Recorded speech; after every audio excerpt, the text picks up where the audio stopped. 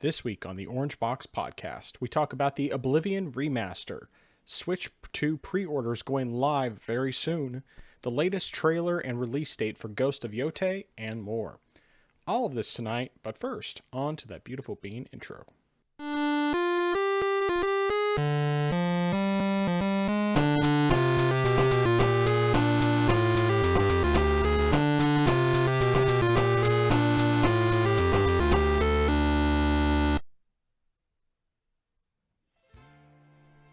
Welcome to the place where PC and console gaming talk combine. This is the Orange Box Podcast, episodes 81. I am your host, the man who lacks impulse control with video games, Nathan, also known as the Frozen Gamer 87. And joining me as always, the man whose impulse control is even worse than mine, Justin, better known as I am Zaracon. How are you doing today? How's your week been? It's been pretty good. Not as eventful as I would say last week was, but still had some pretty good things happen.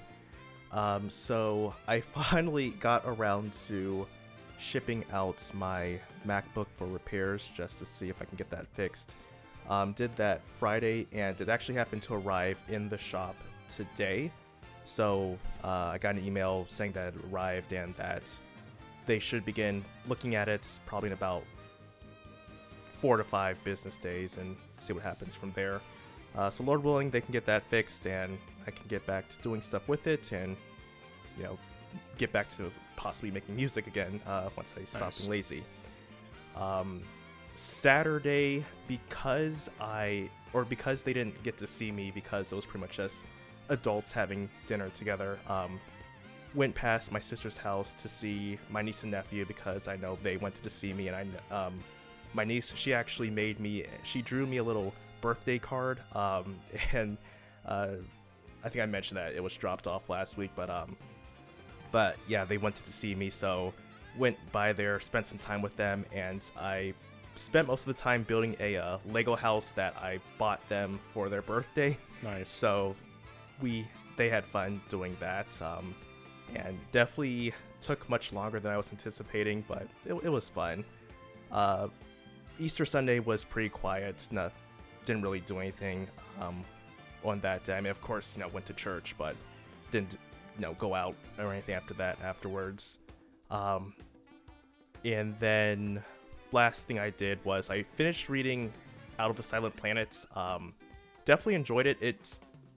It ended up being different than I was anticipating. I thought it was going to be more adventure based, and there was adventure in there, but it was a bit reflective on, I guess you could say, human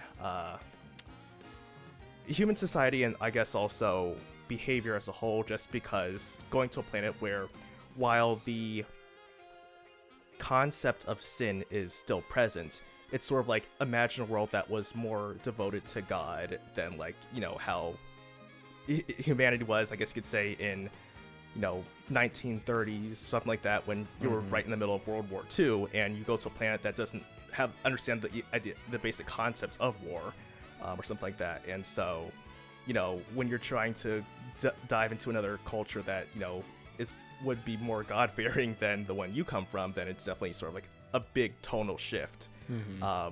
So definitely enjoyed reading that. I started reading Paralandra. Haven't gotten too far into it. The writing style is a bit different, and I'm not certain how I feel about that, but I think that I should enjoy it if it is, more or less the same of what I got with the first book.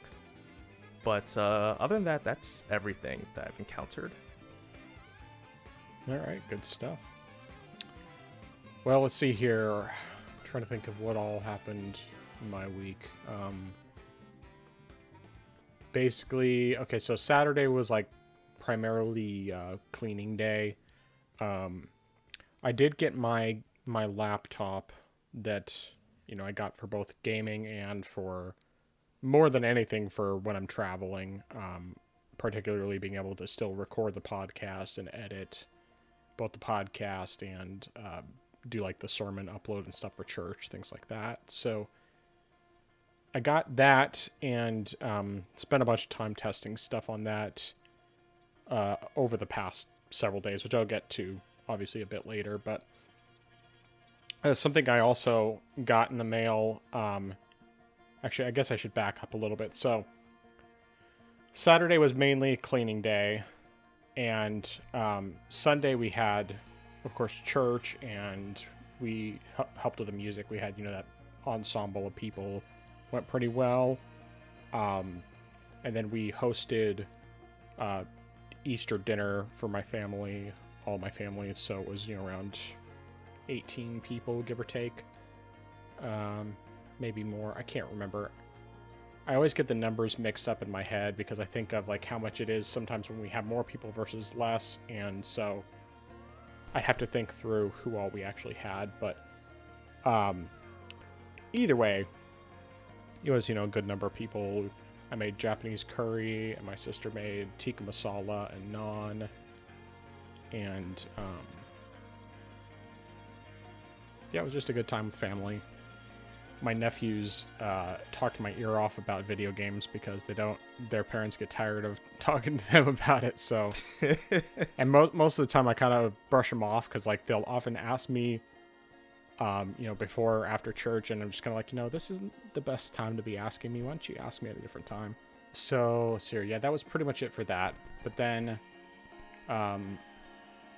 between the little bit that I got to do on Saturday, and then more stuff I got to do on Monday, I tested out a bunch of different games on my laptop, and I also got this really cool physical guide for Bloodborne in the mail. This thing is massive. I mean, it's gigantic. If you're watching the video version, you'll see how huge it is, because my hands are pretty big, and this thing is just enormous. But it's complete guide, covers all of the all the different areas, all bestiary weapons.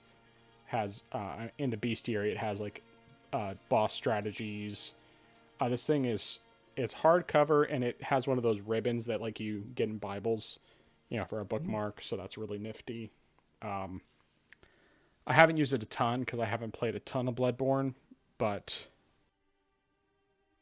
the little bit that I looked at, it's really neat, just super useful. And of course, the fact that it actually has maps of all the areas, whereas the game itself doesn't have any maps in game, is pretty helpful. Trying to think anything else. Oh, so Monday, I guess it was like early Monday morning, so around 1:00 in the morning, I hear one of my kids out in the living room. And at first I thought it was my oldest son, just like messing with the cats or something. Like for some reason he was up at 1:00. So I went out to check and see what was going on. I wasn't mad. I was just like, if that's what's going on, I'm just going to send him to bed. My middle son is out there standing. He's gasping for air. He's like blue in the face a bit, like around his eyes and stuff. And like I could tell he was really struggling to breathe. And so I'm really worried. I, get my wife up, and like I'm just kind of panicking. I have no idea what to do. I mean, I'm just like, we probably need to get him to the ER. And so my wife ends up taking him, and I'm just, praying because the only thing I can think of is like croup, because the boys have both had croup before, but it's never been breathing problems like that. Usually it's just like a really barky cough and that sort of thing. And it was just like, I just didn't know what was going on. So I'm just like praying really hard because I don't want anything to happen to my son. I'm like really worried about him. And, sure enough, as I thought, it was in fact croup. It was some kind of viral infection. They don't know exactly what it was that caused it, but his oxygen level, which is a healthy level, is between like 95 and 100 for the blood oxygen. His is an 83, which is considered dangerously low. So it's a good thing that we took him to the ER. But he got some oxygen in him, and they gave him like an aerosolized medicine through the mask, and that helped him to get better. And by the time the morning came around, he was able to come home and didn't have to go back or anything. But yeah, it was just a really scary situation. By the grace of God, he was, he ultimately was fine. But we told him, if this ever happens again, just come to us immediately. Don't even hang out in the living room. Don't worry about getting in trouble. We want you to be alive. So come to us immediately and we'll do what we have to do. But, we've been keeping an eye on him and checking on him every night, and he's been doing just fine. So I'm still going to keep checking on him. It's going to be a while before I'm ready to, not check on him. But at least it's not, keeping me from sleeping. It's just more like I have to, I check up on him, when I get up in the middle of the night to go to the bathroom, and then check up on him again in the morning after I get up and just make sure he's still breathing and everything, and everything's been just fine. So, yeah. That was scary, but thankfully, since then, we haven't really had any problems. So, that is pretty much that. Well, I'm definitely glad that your son's feeling a whole lot better. Definitely was praying to make sure that everything was fine with him. So glad that he didn't, have to spend an extra night over there at the hospital or anything like that. So definitely glad that everything's good and that everything seems to be continuing to be well with him. So definitely great. Quick question regarding the Bloodborne guide. Does that also include the DLC, or is that just the base game? It's the full thing. I made, because you could get one that's just the base game, but I wanted the complete one. And the brand new price is $60 for this thing, but it is massive. Oh yeah. But I got a used copy, and it's a little banged up. There was some red paint on it, which at first I thought it was just an artistic thing. It's supposed to be blood. But it's no, it was actually red paint somehow got on it, and I could wipe it off pretty easily. So, but otherwise it was, it's mostly in good shape, and all the pages are in good shape. It's just a little bit on the outside that's a little banged up. So, no biggie. All right, cool. All right. Well, it looks like your list is short this week. My list is long, but why don't you tell me what you've been playing this week? So,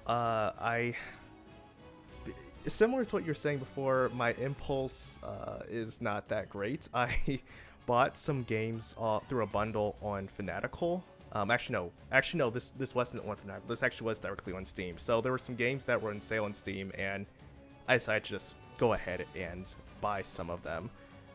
Some of these actually I never even heard of before, but I just saw them on the front page. I was like, that seems kind of interesting. One of them was called Awakening Astral Blade, and this is a Metroidvania, and that automatically means exactly. It's a game I've got to get. Yeah. So it's definitely more so, I guess you could say, kind of, in a sense, Castlevania-ish, kind of, in the sense of the combat, except it's more combo-focused as well. And it does have some of those 2D Souls-like aspects as far as, trying to focus it with a focus on parrying, dodging, and stuff like that.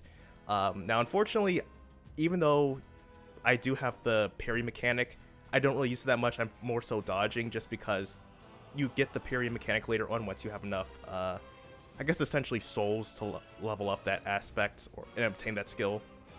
So I'm just mostly just dodging with that part. But it's also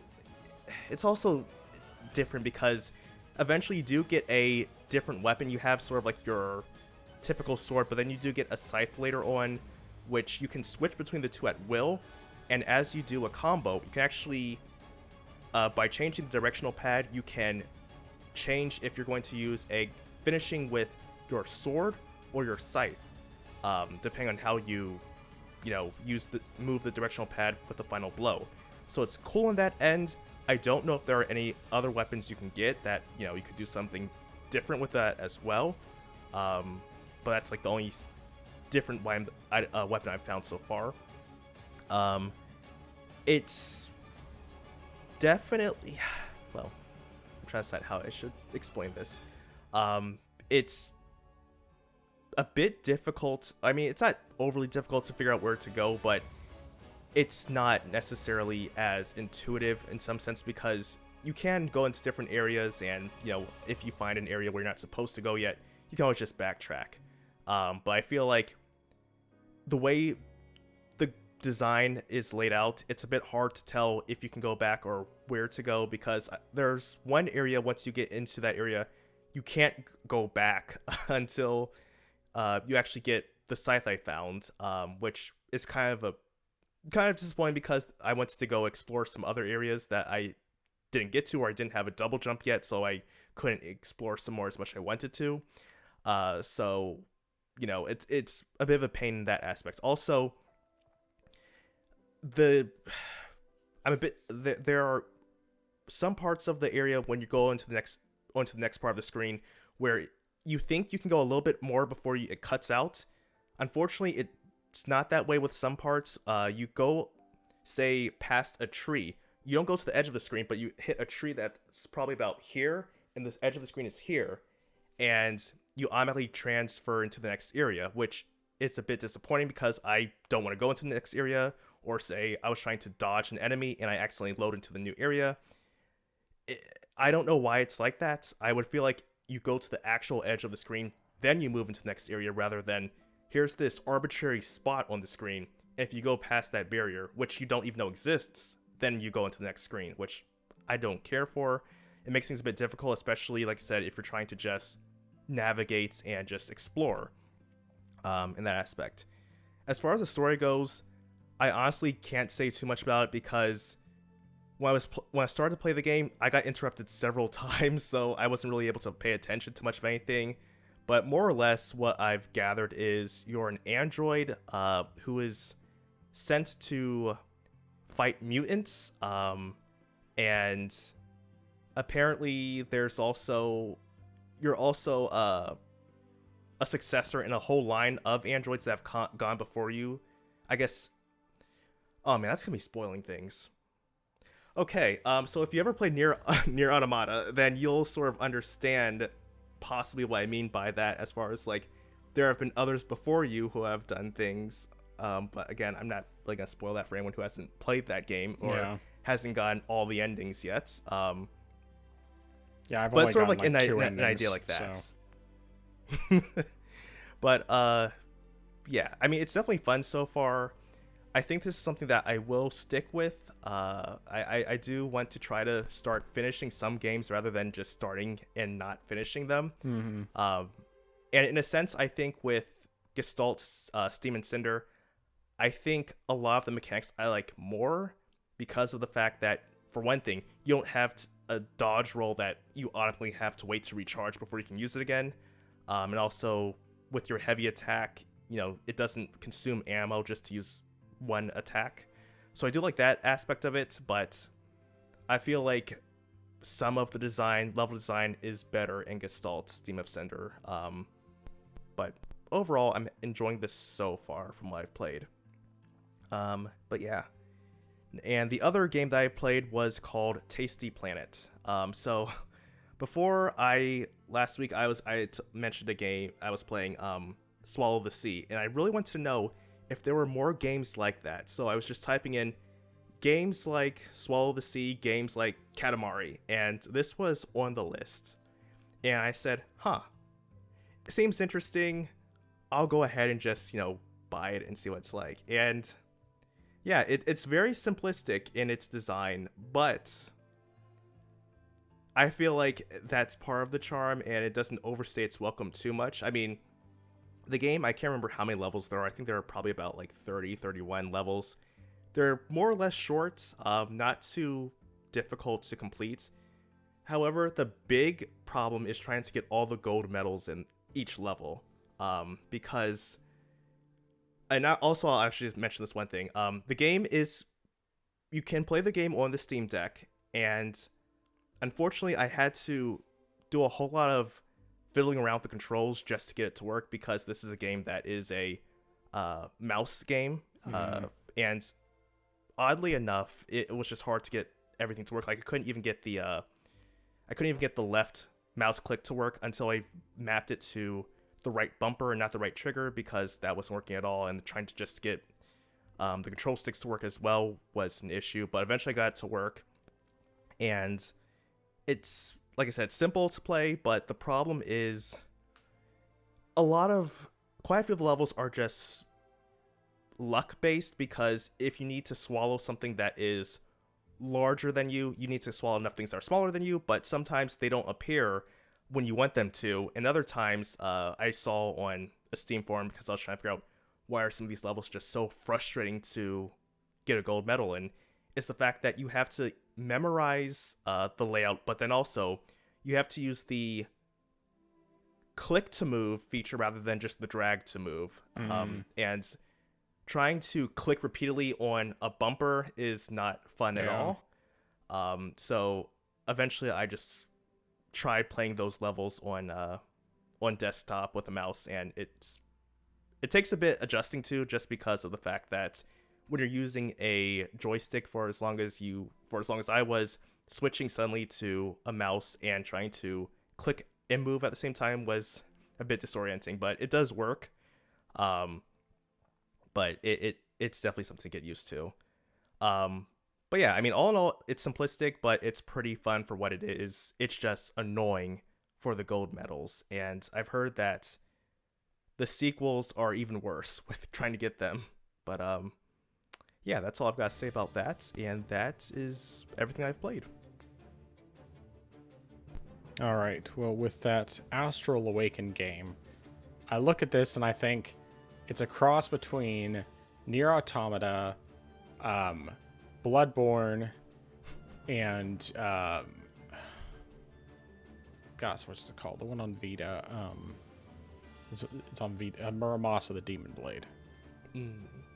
That's just what it reminds me of from looking at it. But it looks pretty cool.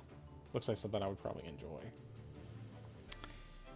All right, so I ended up playing a bunch of games this week. A lot of them were specifically games that I played on my laptop, my new laptop. But I'm gonna start off by talking about some of the ones that I just played in general on Steam Deck and PC. So, first of all, let's talk about Bloodborne, because that's what we finished out last time. So, I didn't play a lot of Bloodborne, but I played a little bit between both my desktop and my laptop. And I'll talk specifically about the laptop a bit later, because that was where I played last. But on my desktop, still looks and runs great. Getting the 60 frames per second and looks amazing. I got through Old Yarnum and beat the Blood-Starved Beast. It took me probably 4 or 5 tries. It was mostly because it has poison attacks and I was just short on antidotes. But once I went back and, first of all, stocked up on some more blood vials so I could heal more easily, and then used enough of my blood echoes to actually buy a bunch of antidotes, then I was able to get through the fight without too much difficulty. But yeah, I've only played a little bit past that, started going into one of the other areas. I hadn't been to Healing Church, but I didn't get super far, partially because of the things because of how things went when playing on my laptop. So I'll get to talking about that a bit more. In fact, that'll probably be the first laptop game I talk about. But I also, let's see here. I played some Dark Souls 2. I have beaten another 3 bosses. So first I did the Mytha, the Baneful Queen, which is like a poison Medusa lady.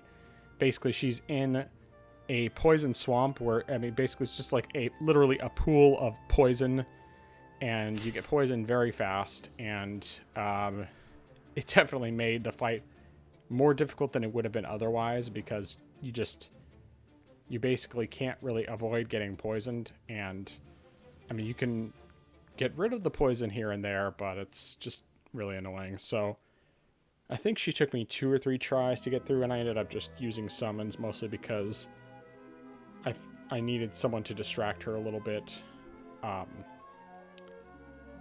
I don't think she would have necessarily been overly difficult even without the summons. It was more just, it's that pool of poison that makes it more challenging. So, and as usual, most of the enemies on the way to her were rather annoying to deal with. But after I beat her, I was able to move on into the next area. I think it's the Old Iron Keep or just the Iron Keep. I can't remember. But there, I got my precious. I finally got my Zweihander. And the footage here doesn't show me using it because I hadn't leveled it up yet, so my greatsword was still the strongest. It was still a stronger option to use, but there I also was able to... I fought the Smelter Demon, which he took me several tries to get through. The main thing is that I kept making the mistake of not staying close enough to him when he was attacking, so I was getting hit a lot more often.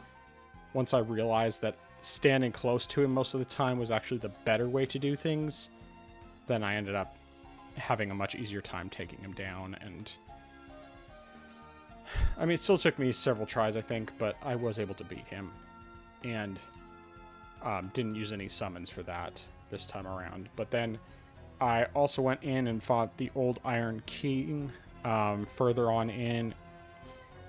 And I did end up summoning someone, but honestly it was mostly just because of the fact that I was getting annoyed at all the enemies before him that I was having to fight to get to him. And also because it ended up just taking me several tries because of the fact that I kept dying to enemies on the way to him, or to like falling off or falling into the lava or what have you. Basically, he's like a big Balrog, more or less. Certainly not as agile as the one from Lord of the Rings, but still obnoxious from that standpoint. I mean, he wasn't overly hard, especially because there's like a good spot where it's pretty easy to just hide from him for a lot of the times, but yeah, so beat him, and I started going into one of the other areas. I can't remember the name of it.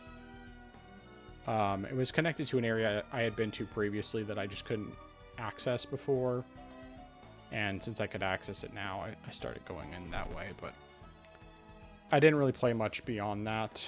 Of course, I'm playing that on Steam Deck still.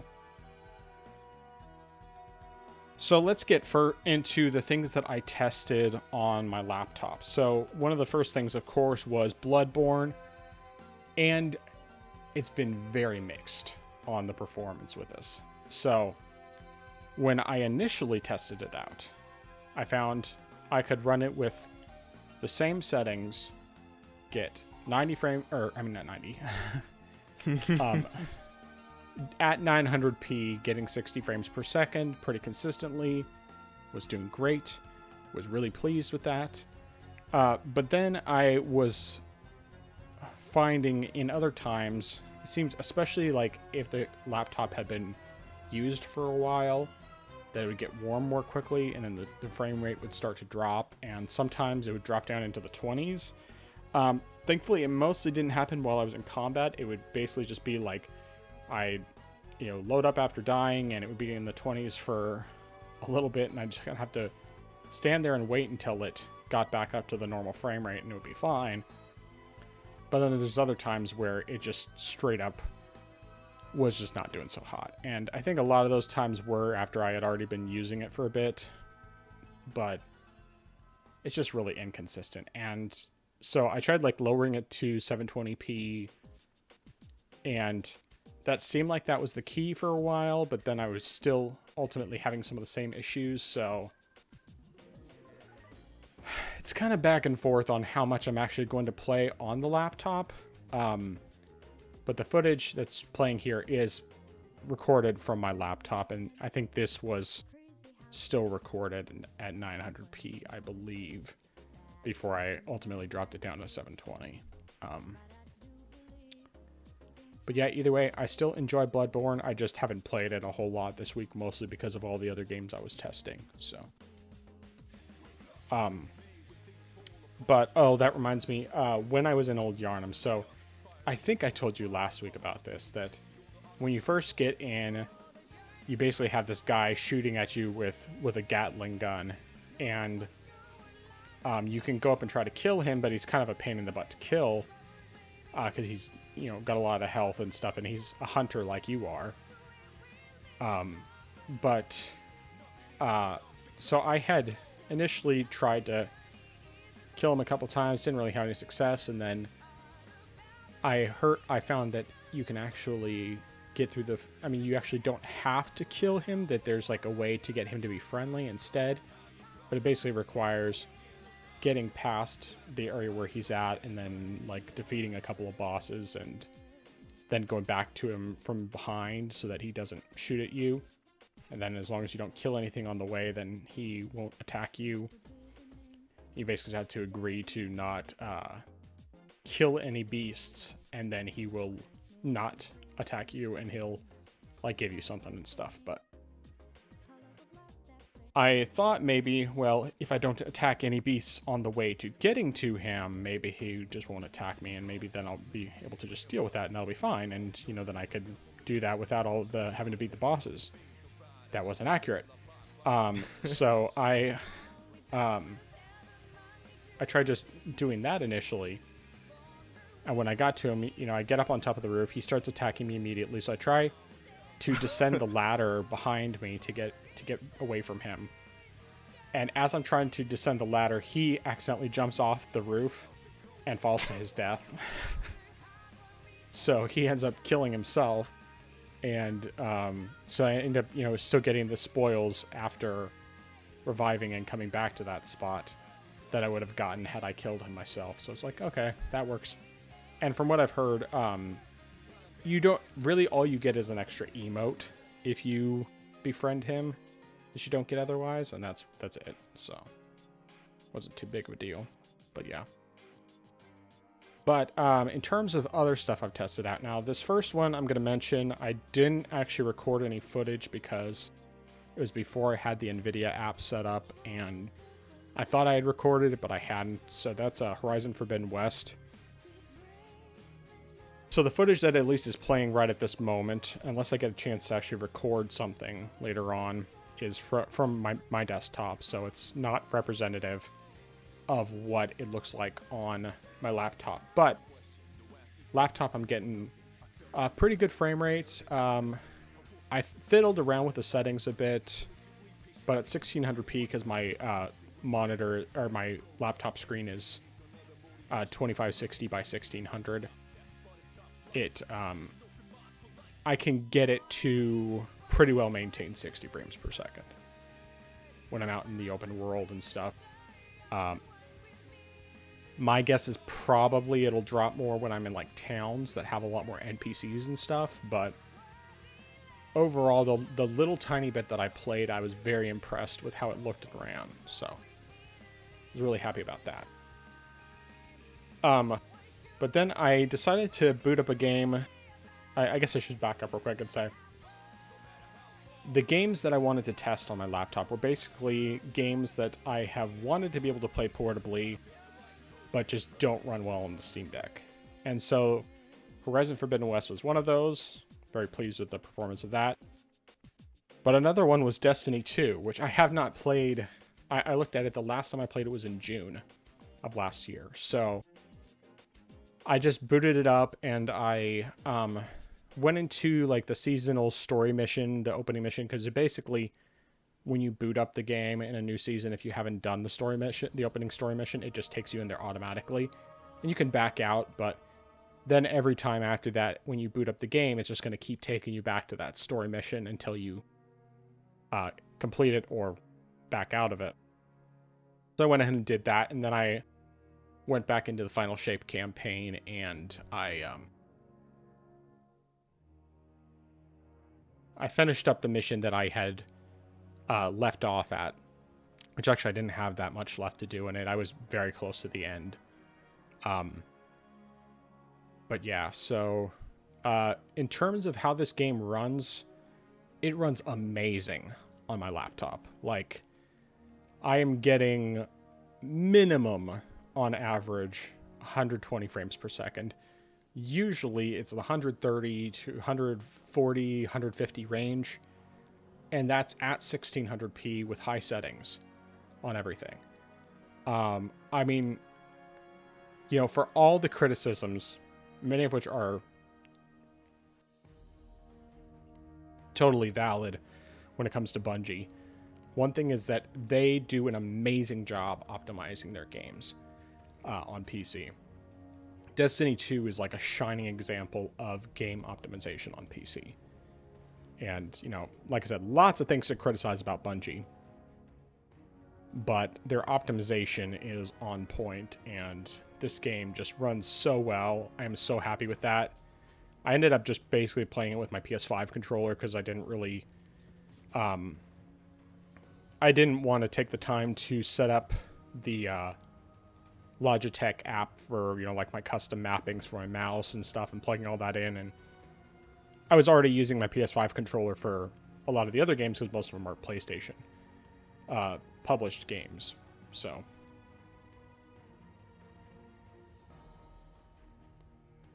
in doing that, I was, the game still controls well with a controller. It really does. But yeah, it was really nice to be able to play that on a basically portable device. No idea what kind of battery life it would get if I was trying to run this on battery. I know I tried running another game on battery, and the battery was just about dead within an hour, so... yeah, but... yeah, super happy with that. I don't know how much I'll actually be playing Destiny, but when I want to play it, especially when I'm traveling, which I think actually there's a decent chance I would end up playing it, because in the past when I played, while I was at my in-laws' place, I was playing on the Steam Deck, and your performance is okay there, but for one, I have to boot up Windows from a micro SD card so that I can run the game, and then I'm only getting like 40 frames per second with decent visuals, whereas on the laptop I'm getting great visuals at over 120 frames per second. And it's just like, oh, this is beautiful. This is so nice. So, yeah. I could see myself potentially playing some more, like when I'm out there. It's just a good opportunity to check that out. Then something else that I absolutely had to test was Final Fantasy VII Rebirth. And this is the one that I actually tried running on battery, and the battery lasted about an hour running it. I didn't have to do much with fiddling with the settings. I can't remember what, if anything, I really did. But of course, games running at 1600p, or no, I think this one actually doesn't have 16:10 resolution available, or 16:10 aspect ratio, so it's running at 1440p, but 1440p with similarly high settings. It's not running as well as it does on my desktop, but I'm still getting about pretty average 60 frames per second. Occasionally drops below that, but not too much, and still looks and runs great. So really happy with performance for that as well. Then I also decided that I would give old Death Stranding a shot. And this also, at least without messing with the settings too much, I basically just went with default visual settings, and I was getting over 100 frames per second, which is just like, yes. After the performance on the Steam Deck, just like starting out really strong and then just progressively being so inconsistent that I was not enjoying myself. Yeah, super nice.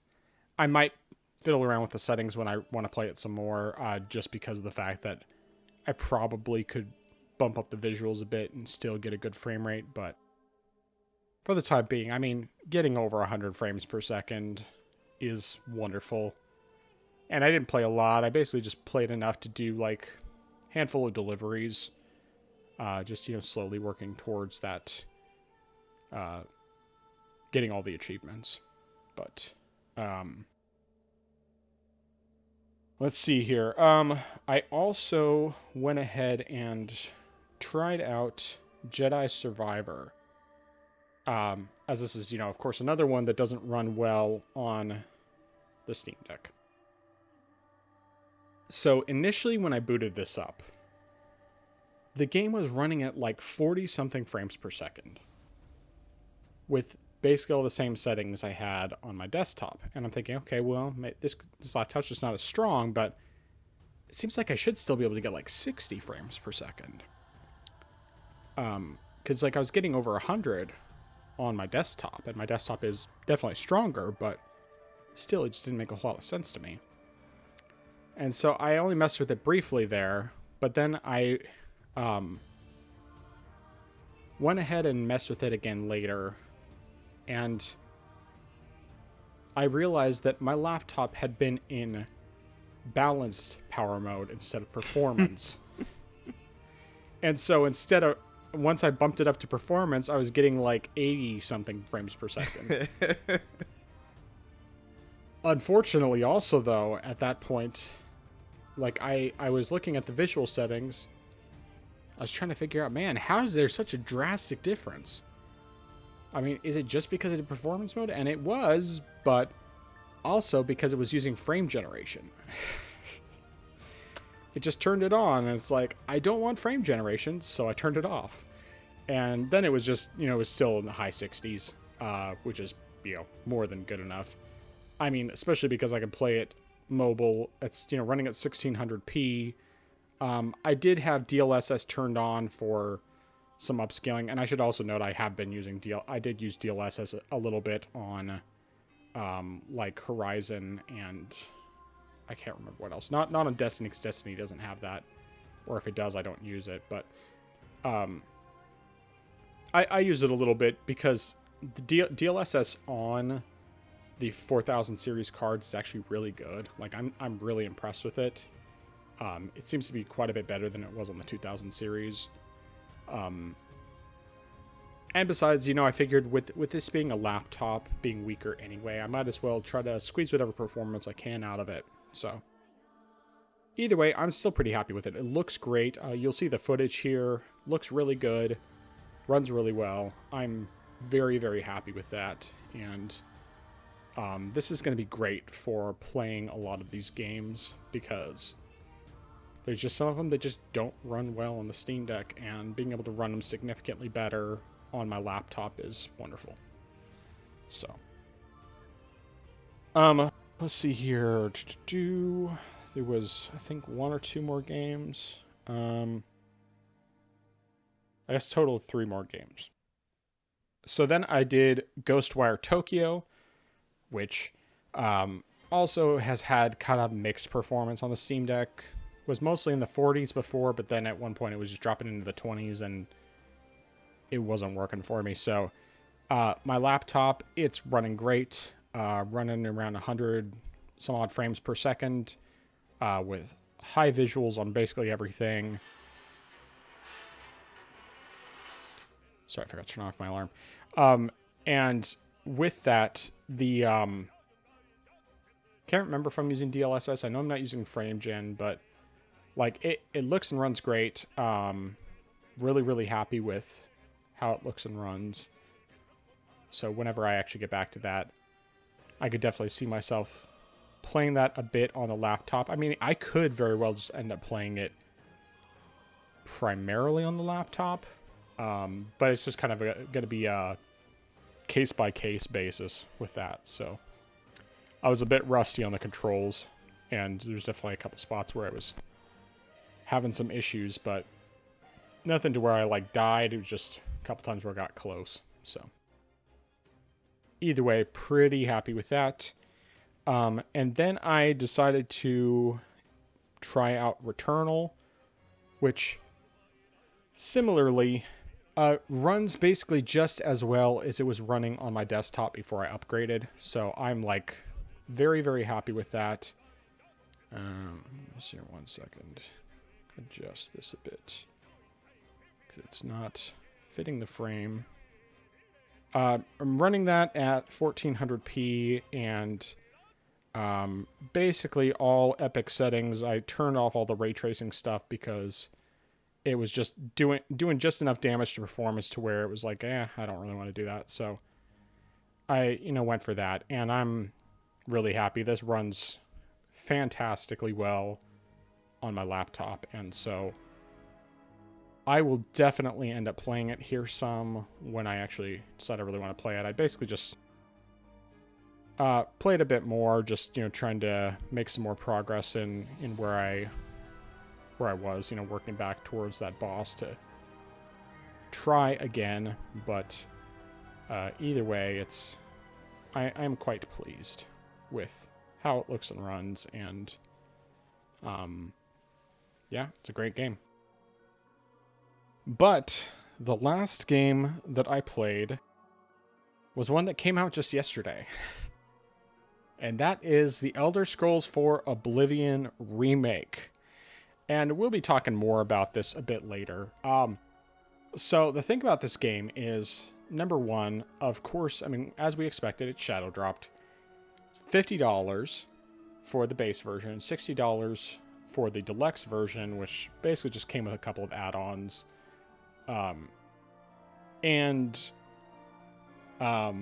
It's basically like Unreal Engine 5, and it's hard to tell whether it's actually a remake or if it's just Unreal Engine 5 plopped on top of the creation engine, because I hear people saying, "Oh, this is a full remake," but then when I play it, it kind of feels very similar to the original Oblivion with just some quality of life improvements and obviously better visuals.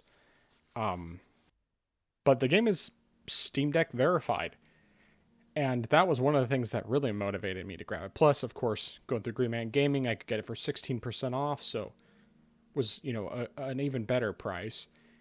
And the I guess I should start by talking about where I played it first, which was on the Steam Deck. So the initial performance, it seemed like it was actually pretty decent. Like it was getting around 40 frames per second, pretty average. But that's in the opening area, which, when you're in that first dungeon, it's not really a good representation of what you get as an overall thing for this game. And I didn't realize it until quite a bit later, but basically it was achieving that by doing 50% resolution scaling using Intel XeSS, which is one of the better upscaling techniques. And for the most part, I was like, okay, that's fine.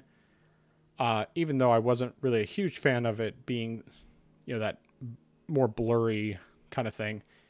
And if you look at the visuals right now, on the footage that I have showing here, they don't look bad, but it was also in an inside area, which is notoriously where you're having the least issues when it comes to performance. When you get outside, that's when the frame rate really starts to have issues, and when the blurrier visuals are much more noticeable. So, I'm not really sure about whether or not I will play this anymore on Steam Deck. I might give it another try just to see, because I still have it installed, but the game's 120 gigs, so it's one of those where I'm just like, I'm not sure if I actually want to keep it installed. But I tried it next on my... I can't remember if I tried it on my laptop first or my desktop. I'll just talk about the laptop first, since I was talking about that anyway. So my laptop, it took a little bit of fiddling initially,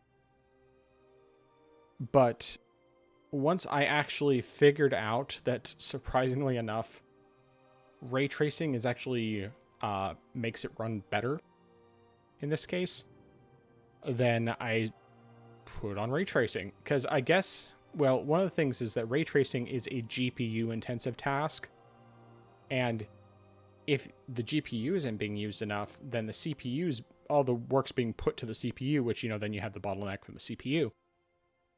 But if you basically force it to utilize the GPU more, then it does more of a better balance, and it, makes the GPU do most of the work. So yeah, I this is a game where I actually decided to have ray tracing on. It made the game look better. Running at 1600p. No upscaling. I think I can't remember exactly how DLSS doesn't entirely use upscaling. I can't remember exactly how all of it works. DLSS is kind of weird, but I think I have DLSS turned on. But either way, performance-wise, once I fiddled with the settings, because this was a game that really required fiddling with the settings more, I was able to get basically 60 frames per second most of the time. In the open world, it definitely has more issues. It will drop into the 40s sometimes, which is not great, but that seems to be a problem with all of the versions of this game, so it's just kind of one of those things to deal with a bit. But all that being said, man, this game looks really good. It really does look great. It's kind of funny. My character model, I chose kind of one of the defaults and just gave him a beard and better haircut and stuff. He looks like a certain actor, and I can't remember the name of him, but he's like the main character in. Ironically, no, I was gonna say it's a movie called Oblivion, and no, the Oblivion one was Tom Cruise. I can't remember the name of it, but he was big for a while back, and that's really really vague. If I remember his name, I'll say it later. But anyway, when you see him, you'll probably be like, oh, he does look like a certain actor. You might know who it is. Anyway, but yeah, the game looks really good. It's hard for me to tell whether this game is truly like a complete Unreal Engine 5 remake or if it's just like Unreal Engine 5 on top of the Creation Engine. Because there's still some jank here and there, but like visually, I mean, the graphics are obviously better, the lighting is better, the shadows are better, textures, all of that. Like, it's just that there's still some aspects where it's still kind of janky, like the original Oblivion, which is part of why I'm just not quite sure about it. But like what I played of this game, I really like it. And the fact that I'm getting good enough performance on my laptop where I'm pretty happy with it. I played it mostly with a controller when I was playing on obviously the Steam Deck and then my laptop. Though I did try it with mouse and keyboard on my laptop during my lunch break today at work. But then I played it more on my desktop, which is what I kind of did. I think desktop was probably the second, maybe it was the third place I played it. Either way, because I kind of like rotated between the platforms. Steam Deck is the only one that I haven't gone back to, but on desktop, man, I mean, I'm doing 1440p. I'm getting 60 to 80 frames per second, pretty average. I guess it's something I forgot to note, and this is the case both with my laptop and with my desktop. The frame rate is much better when you're inside of buildings. When you're outside, especially in the open world, that's where the frame rate suffers the most. But like when I'm inside buildings and stuff, I'm getting like 90 to 100 frames per second without much difficulty. So it sounds like it's a pretty dramatic drop, and sometimes it feels that way, but sometimes it doesn't. It's more just the stutters that end up making it feel worse from that standpoint. But as an overall thing, I mean, it's a solid game. Oblivion is great, and I could definitely see myself getting back into this. Like today, I was trying to decide, because I brought my laptop with me to the office. I was trying to decide if I wanted to play Oblivion during lunch or if I wanted to play one of the other games that I had installed. Because like I was kind of wanting to play Returnal as well, since I was playing that a bit last night. I was having a good time with it. But I ended up just playing Oblivion. And apart from the fact that I got lost in a dungeon that I was in, like after clearing it, I couldn't figure out how to get back out, and so I didn't quite get back out. Overall, it was just like, okay, I'm having a good time, and it's one of those where I don't know how much I'm going to play right now because I also have multiple other games I'm working on, between Bloodborne and Dark Souls and all that. But yeah, it's quite good. Quite good. And as much as I've gone back and forth, particularly because I would still like the performance to be better than it is, especially after seeing how it performs on consoles compared to how it's playing for me on PC. I'm like, okay, this isn't too bad. The consoles, from what I've seen, not surprisingly, PS5 Pro does the best in terms of its performance, but it basically, all of the versions in performance mode, it will get up to 60 and maintain it reasonably well, but in the open world is where it's dropping into the 40s and sometimes the 30s, and it's just, this game is not optimized. Straight up, it just isn't. It's not well optimized. It's not the worst I've ever experienced. I think Starfield is probably worse when it comes to that, but it's still, I don't know. For now, I'm still playing it. I just will probably be switching between stuff quite a bit, and I think I'll be still focusing more heavily on Dark Souls 2 and Bloodborne. It's just more an issue of how much time I'm going to have to do all this stuff. So I believe that is everything I have. All right. Now I know we'll be talking about this later, so I won't delve too much into this, but regarding Oblivion, how does it feel, I guess, control-wise, I guess gameplay-wise, compared with the original one? I mean, as far as the aspect of how that game felt for Skyrim, have they, like, based on how it feels to you, have the controls changed, or are they sort of more or less the same as they were back in the original version? At least for the PC. I mean, I don't know how it was on console, although I know console had, obviously had controller support, but the PC version didn't. Mm-hmm.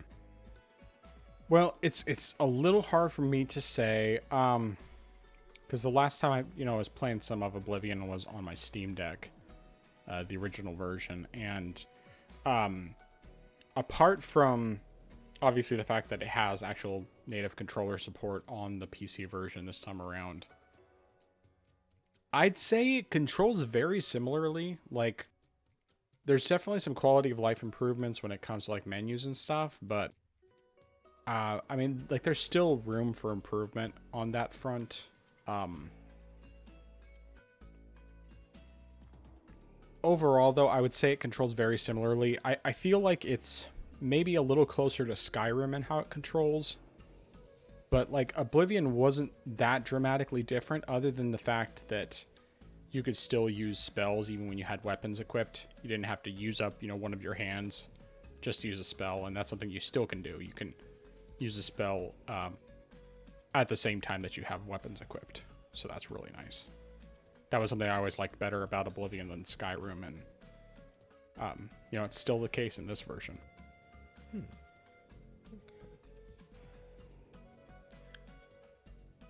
Now this is sort of like a general, I guess, general question that I forgot to ask you earlier. What are the specs for your laptop? Okay, so I have a 4060 mobile, which I think is 6 gigabytes, something like that. I have a i9 14900HX, I believe is my CPU, and 32 gigs of RAM. Okay. Yeah, not bad. And then I guess follow-up question is, just regarding, you mentioned, especially with Bloodborne, it getting hot and that causing the performance to drop. Have you used a cooling pad or anything like that, or just running it without one? I mean, I have not used one. Like, I used one with my old laptop back in the day, and I still actually have it. But lugging that thing around is such a pain in the butt. And, I mean, it's possible that if I try doing something like that, that might help a bit. But I'm honestly just not sure. I think the big thing is that I have to play a game when my laptop is cooler instead of trying to play when after it's already been used quite a bit. And it's actually not impossible that maybe one or two of the times that I was trying to play Bloodborne, I hadn't switched it over to performance mode. But I think that it was just the laptop was getting too warm, and so it was struggling a bit more. But like, it's every other game runs way better than Bloodborne. Well, maybe except for Oblivion, but even Oblivion, even when Oblivion has frame drops, they're nowhere near as bad as they are in Bloodborne. Okay. And then going back to Bloodborne, as a matter of fact, oh gosh, wait. Oh yeah, regarding the hunter, or at least the one who was, with the Gatling gun. Mm-hmm. So the beasts in that area, they attack you, correct? Yep. So if you befriend him, does he sort of like help you out with like that area, or does he just like no he doesn't want you to kill the beast. He doesn't want you to attack the beasts.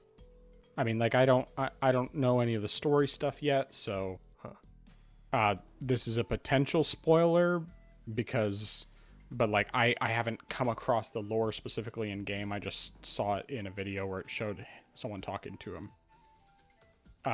Something along the lines of that the beasts are people. Like, I don't know if it's like a situation like people who sympathize with zombies because the zombies were once people, or if it's, like an actual lore thing, like there's something twisted going on here and you're imagining all these people to be beasts even though they're actually just, normal people, and you're actually the monster or something like that, like I Am Legend.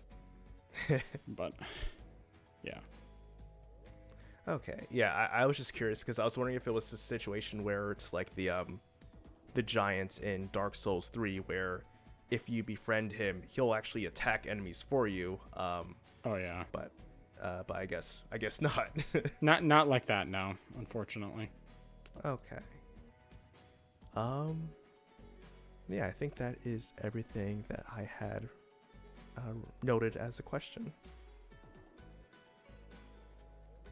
All right, good stuff. Okay, let's get into the news. So, of course, as we were just talking about, the Elder Scrolls 4 Oblivion Remaster was revealed on Tuesday, the 22nd, and was released immediately following the presentation.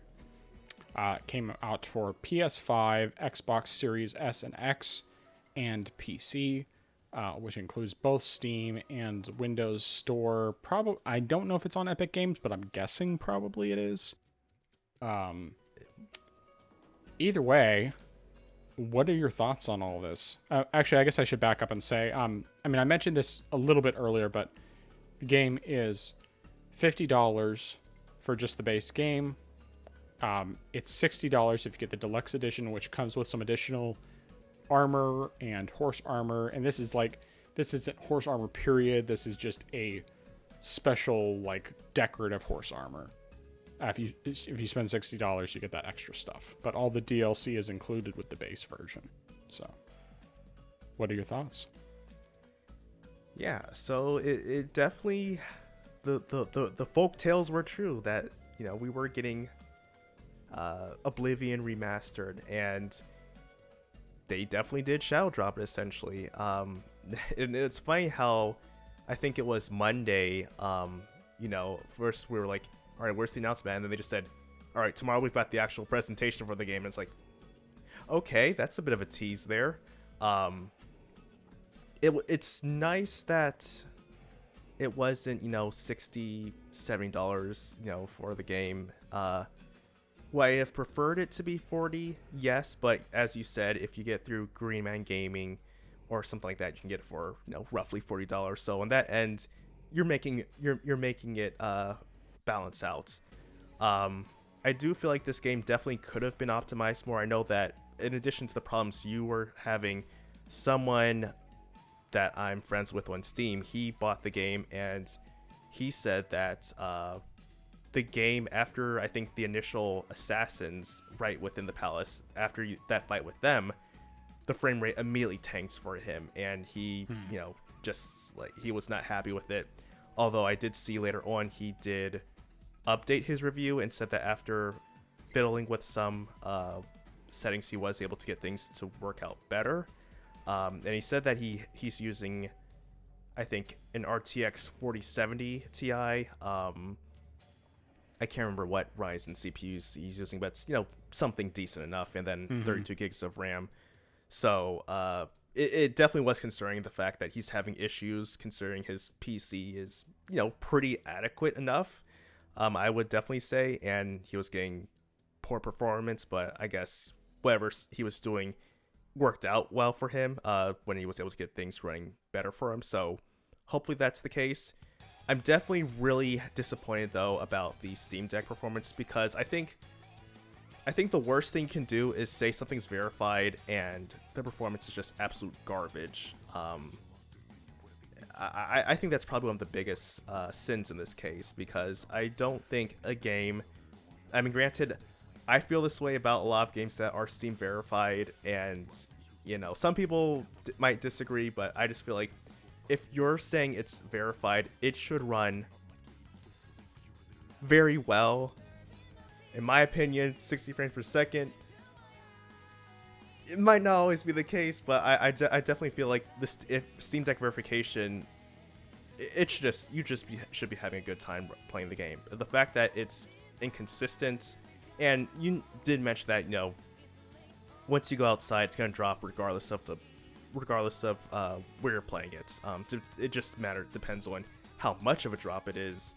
But going from roughly 40s in the dungeon to 20s once you go outside, that is abysmal, and it's ridiculous. So hopefully more optimization goes into the game, because this shouldn't be happening for a game that's verified. And I mean, I don't know if this is part of the problem or not, but I have heard that the game actually has anti-cheat built into it, even though it's a single player game. Someone read that in the ELA and said that they found that in there. So I don't know if that's like a reason as to why there are performance drops or how there's an impact, but that could be it. But as we've also said before, Unreal Engine 5, that's probably another part of the problem there. But I mean, all in all, glad that this has happened. This game has come out. I'll probably get it eventually. I think right now I'm definitely just gonna hold off, because I want there to be a little bit more. Maybe after some patches and things get a little more optimized, I might pick it up on sale.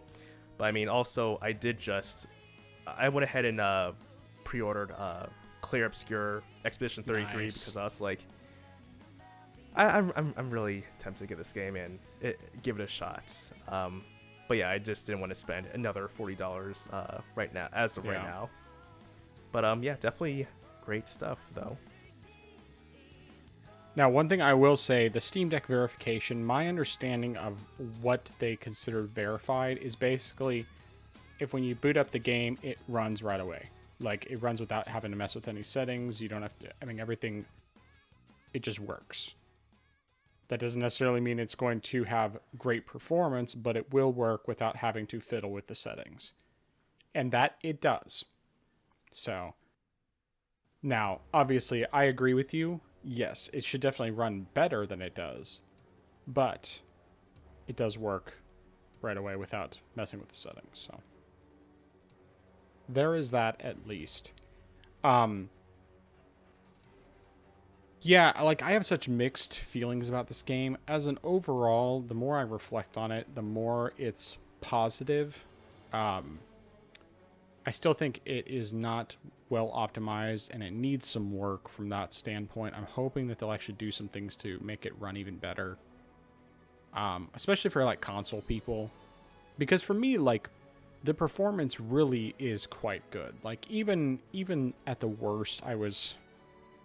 At least, once I fiddled with settings enough, I was on occasion in the open world getting it to the high 40s, but it was like for a couple seconds. And yes, I would rather just have 60 and higher all the time. But all things considered, this isn't like Dark Souls where it impacts me nearly as much because the combat's not that difficult. In Bloodborne, like it was when the frame rate drops a lot, it's a lot more harmful than in a game like this where the combat really isn't difficult. But yeah, I was definitely very much in favor of what they did with the performance. And it's like, it is technically playable on the Steam Deck. It's not ideal performance. It's not what I would choose, how I would choose to play it. But it's something where I could definitely see it working for someone. The main thing for me is that, like, I look at how it looks and plays on the Steam Deck, and it reminds me a lot of Switch ports of games. With the exception of, like, Skyrim, which actually I think Skyrim looks quite a bit better than this game on Steam Deck. More just in terms of the fact that it's not blurry. But, of course, then it's also only 30 frames per second. So I may mess around with it on Steam Deck a little bit more just to kind of see if it's at least decent inside dungeons. But as an overall thing, I definitely would be playing this primarily on my desktop and my laptop. This game definitely controls best with mouse and keyboard. I mean, the controller works, and it works just fine. But it is much better with mouse and keyboard. I might also try seeing how it is with, like, an Xbox controller, because although I like the PlayStation 5 controller overall, it also has just, like, too much of the gimmick stuff involved, which gets annoying when you're just trying to do something like swing your weapon and you're getting, like, extra resistance and stuff, and it's just like, I just want to pull my trigger and swing my weapon. I don't need any extra haptic feedback stuff for this. Like, there are games like Returnal where the haptic feedback works really well and actually adds to the experience. And then there's games like this or like Final Fantasy VII Rebirth, where it has that resistive stuff when you're doing some of the, I think it was like setup mini games or something like that. Similar to how the mini games are annoying with the pull-ups and the crunches, or not crunches, the squats in Remake. But in this case, they're annoying because they add, like, extra resistance to the thing as you're doing it, and it's just, this is obnoxious. I don't want this. Stop it. But anyway, so yeah. Overall, like I say, I think my overall impression of this game, from having played about 4 or 5 hours altogether over the past couple days, is positive. I think it is good. It's one of those where, like, it'll be kind of a mixed recommendation on that front. So yeah. I do also want to note, because I didn't mention it before, the soundtrack seems to be exactly the same as the original soundtrack, which is great because the original soundtrack is amazing. And all the voice acting, the majority of the voice acting is exactly the same. I know that they added some additional, like, voice stuff for, like, different races so that you don't have everybody sounding exactly the same. But you still only have, like, a handful of voice actors for most of the human type roles. And they left in all of the funny, like, flubs that were in the original game. There's one that I'm hoping I'll come across again that I remember from the original game. There was this old lady that, like, I can't remember exactly how her voice changed, but, like, I was talking to her, and part of her line she was sounding like an old lady, and the other part of the line she was just sounding normal, and it was quite funny. One of the things that they left in from the original that I haven't seen myself, but I've seen, people make clips of it, that was in the original, was a person saying a line and they said, "Oh, let me try that again," and then they say it again, and they left that in. So I think that's quite funny. I mean, it's good to see that regardless of whether this is actually a remake versus just a remaster skin on top of the original game, they really did respect the original game. Like, they didn't try to change everything. And so I very much appreciate that. There's like one little thing that's kind of like a roll my eyes sort of thing, or as my dad would do, roll my eyes. And I'm not going to get into that because there's enough rage baiters who are saying, you shouldn't buy this game because of that. You know, it's a Sweet Baby influence, which I don't think it is. I think it's stupid, and they shouldn't have it in there, but it's like, it's one little thing. Come on, people, just...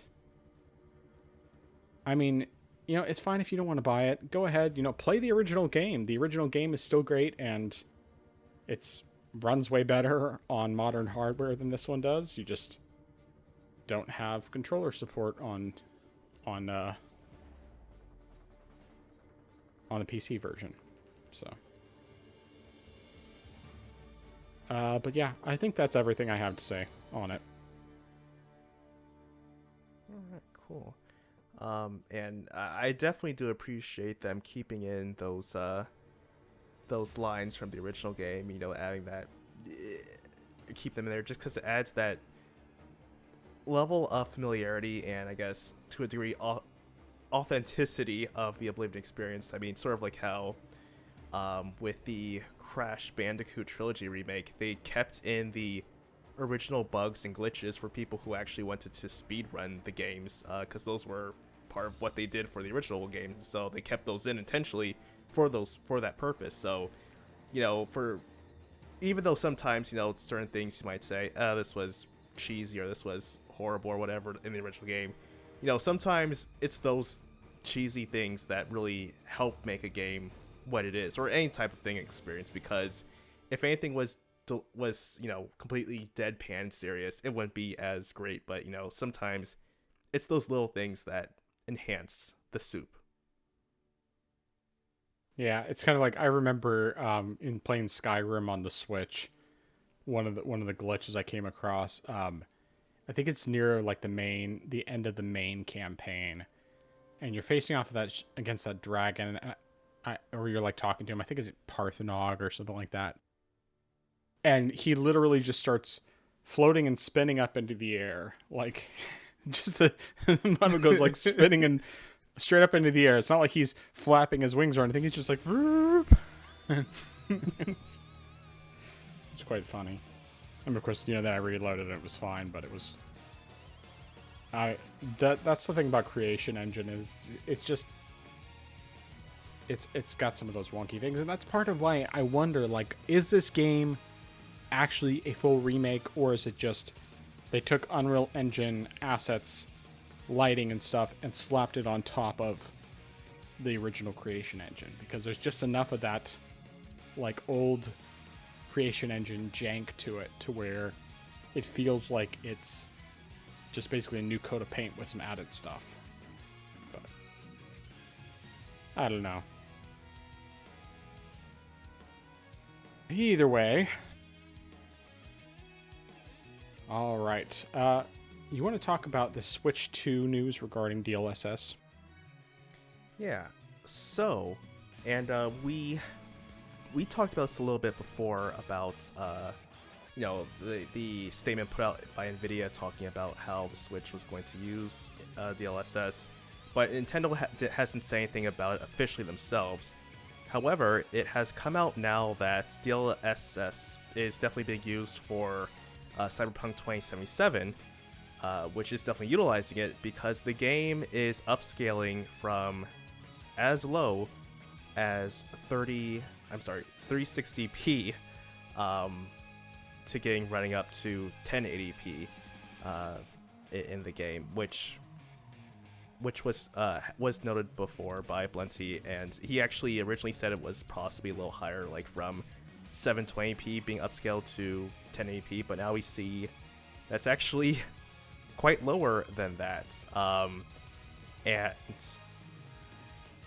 me see if there was anything else here that was mentioned. Oops, and me go to the article here. Also,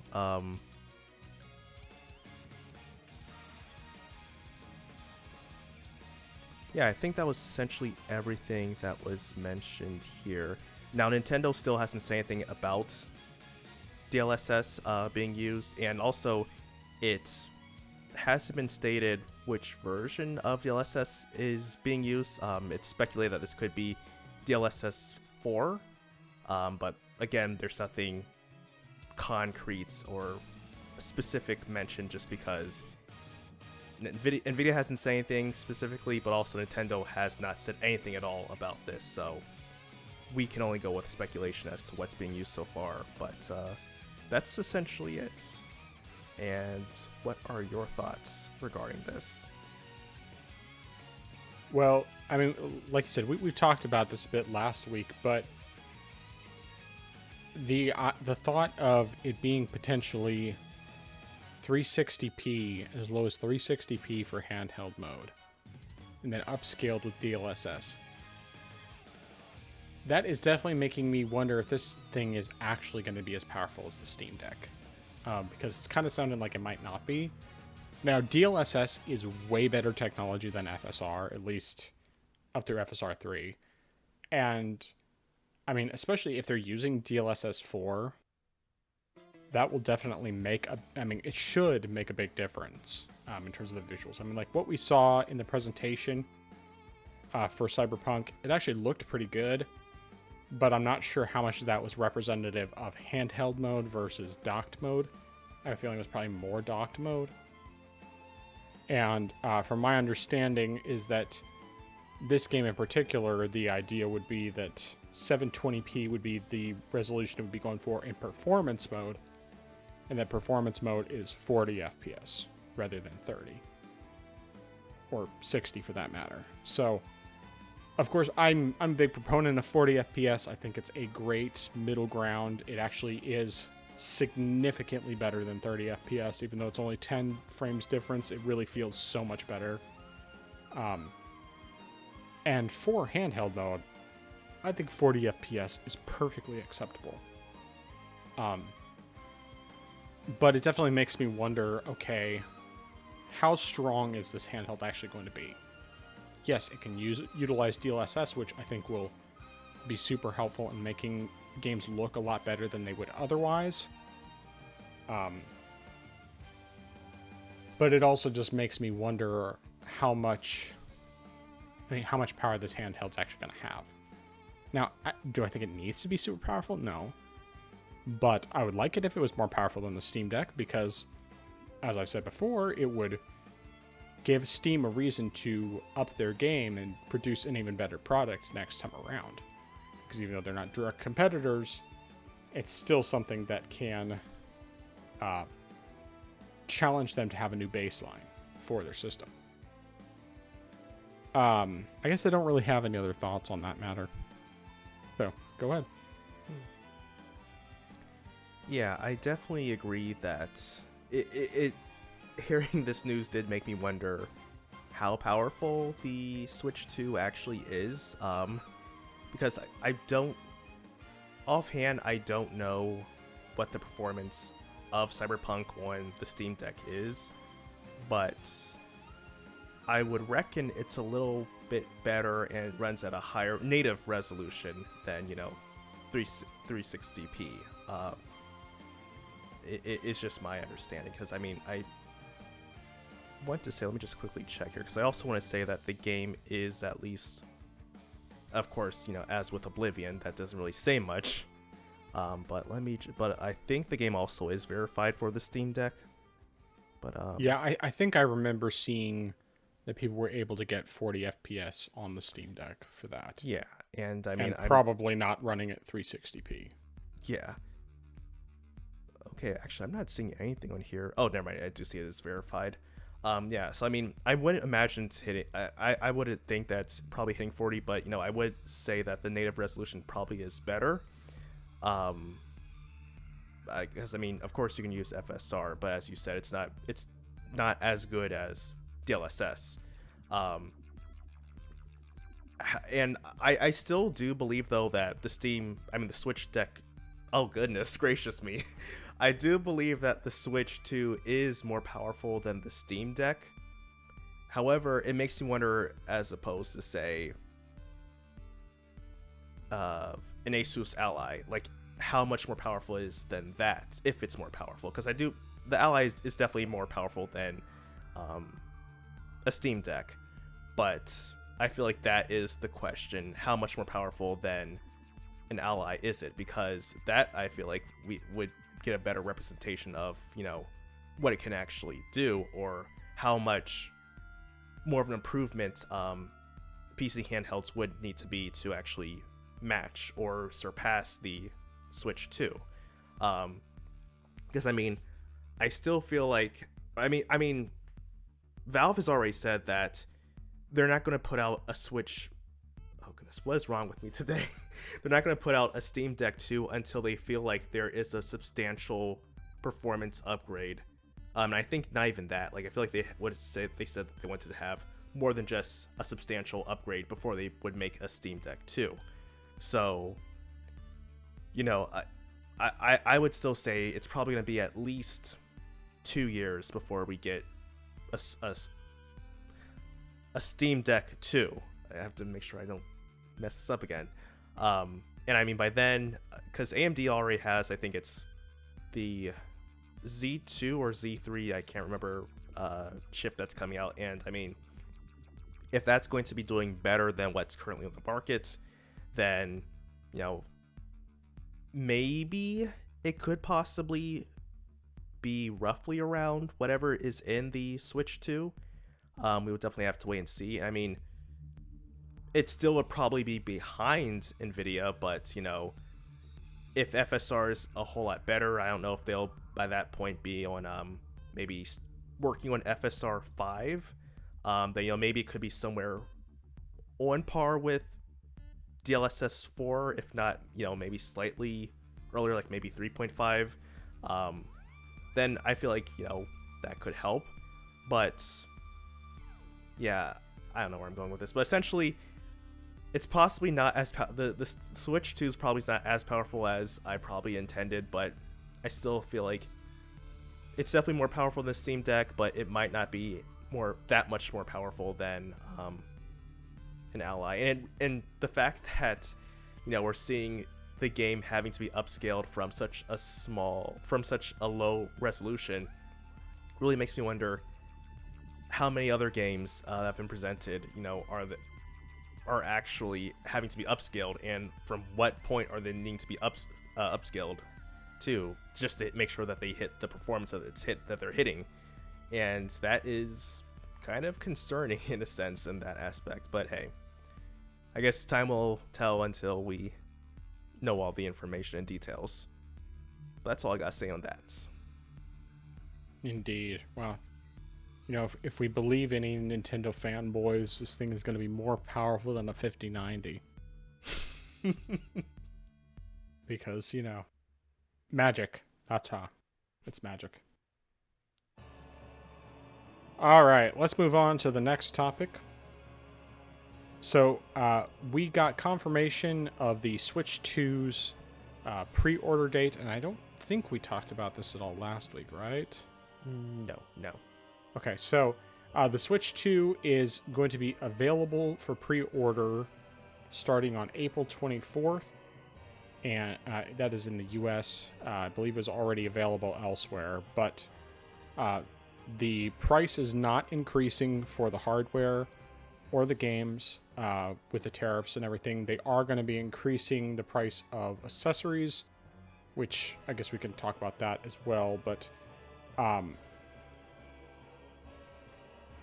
the Switch 2 itself is going to be available for pre-order starting at midnight Eastern time tonight. So we're recording on Wednesday the 23rd. So midnight, so 12 a.m. Eastern time on April 24th, it will be available at Best Buy, Target, I think Walmart maybe. I feel like there's 3 or 4 places where it's available tonight. And then GameStop is going to be available at 11 a.m. tomorrow on the 24th. So, of course, by the time you'll be hearing this, it'll already be past that. Most likely, they'll all be sold out in terms of pre orders. But furthermore, Nintendo has confirmed that for people who are Nintendo Switch Online members who meet certain requirements, they will have the ability to potentially pre order. They'll, like, more or less be drawn in a raffle to have the opportunity to pre-order their Switch 2 directly through Nintendo's online store. So very similar to what Valve did when it came to the Steam Deck initially, where you signed up, except I think you don't have to put down any money for Nintendo, but you do that and then they'll email you when it's your turn, essentially. And it sounds like that's what Nintendo's doing if you go through their store directly. But, of course, obviously I have some thoughts on this. What are yours? Yeah. I mean, it's good that we have everything essentially now set in stone. Now we've got details, especially with, getting pre-orders up. And I do feel like I kind of wish there was a bit more of a heads up window. I know that, like, a lot of things dropped and Nintendo wasn't certain what's going on, but I mean, the announcement only came out earlier this week or something like that, and the pre-orders are up tonight essentially. So I mean, I feel like I would have liked to have a bit more of a notification of like when things were gonna happen, but like I said, with the tariffs and stuff, things were being delayed and stuff. But at least the console hasn't gone up in price. I like that aspect. I don't like the fact that the accessories are more expensive. I think that is, and some people say it's only $5. What? It's not gonna break you or anything like that. But the fact that I think the Pro controller, or at least the Joy-Con bundle, is approaching $100. Yep. And I have seen people say, well, you pay that much money if you're going to buy an Xbox Elite controller or something like that, or the PS5. I can't remember what the equivalent of that's called. Not DualSense, but whatever the name of the deluxe controller that PlayStation has. They DualSense say Edge. DualSense Edge. Okay, DualSense Edge. Yeah, they say like you pay that much money for those controllers, and it's like, yeah. But there's a reason why, because they're upgraded controllers. They have special features in them. They have special paddles. You can customize the joysticks. You can, I think at least for the Xbox, the Elite controller, you can also customize certain switches and stuff. Like there's a reason why it costs that much, because there's more going into that. These are the basic controllers, and you're approaching $100 with them. Like that's insane. I mean, the fact that, the Switch Pro controller the original one was $70. I mean, I only bought the ones I bought because they were special edition ones. I'm not gonna spend near $100 for a standard model, in that aspect.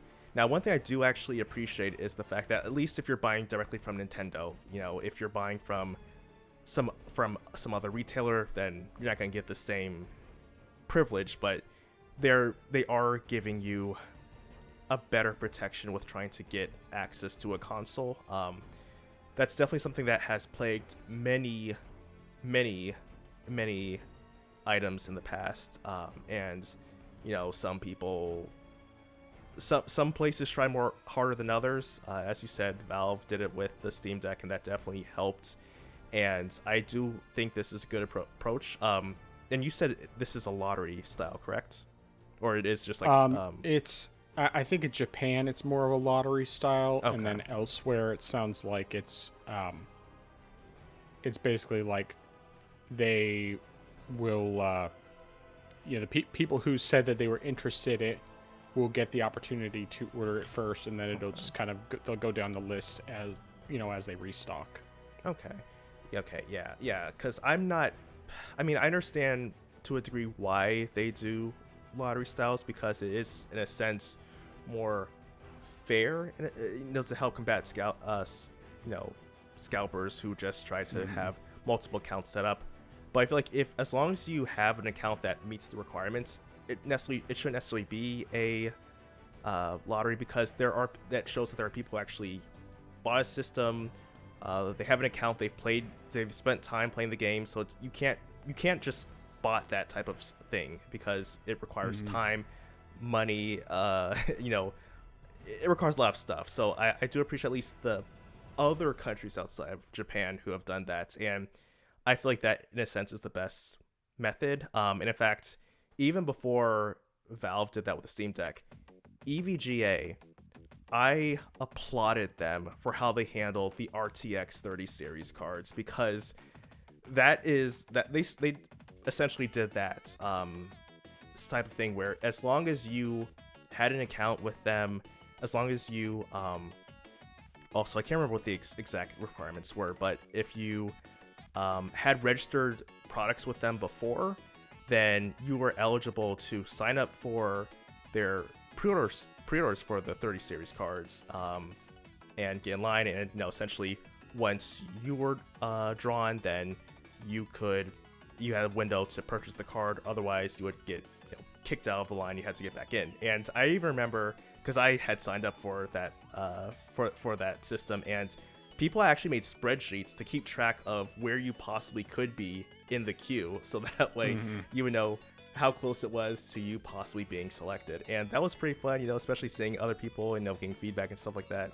That was great. I love that system, and I honestly think more companies should use a system like that. So EVJ did it when they were working with NVIDIA making graphics cards.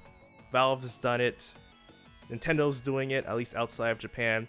I think more companies should do it this way, because I think it's effective. It gets these products into the people who actually want them, and not people who are just trying to resell them. And it's a good way to verify people who actually, would want to invest in this. Now, I mean, sure, on the one hand, it is kind of a downside for people who are completely new to this. Like say you never bought a Nintendo system before and you just want to get one now. It makes it harder, because you can't verify that you've played Nintendo before, because this is gonna be your first console. Then it's very difficult. And also, I realized that I technically wouldn't qualify, because I just in case I ever wanted to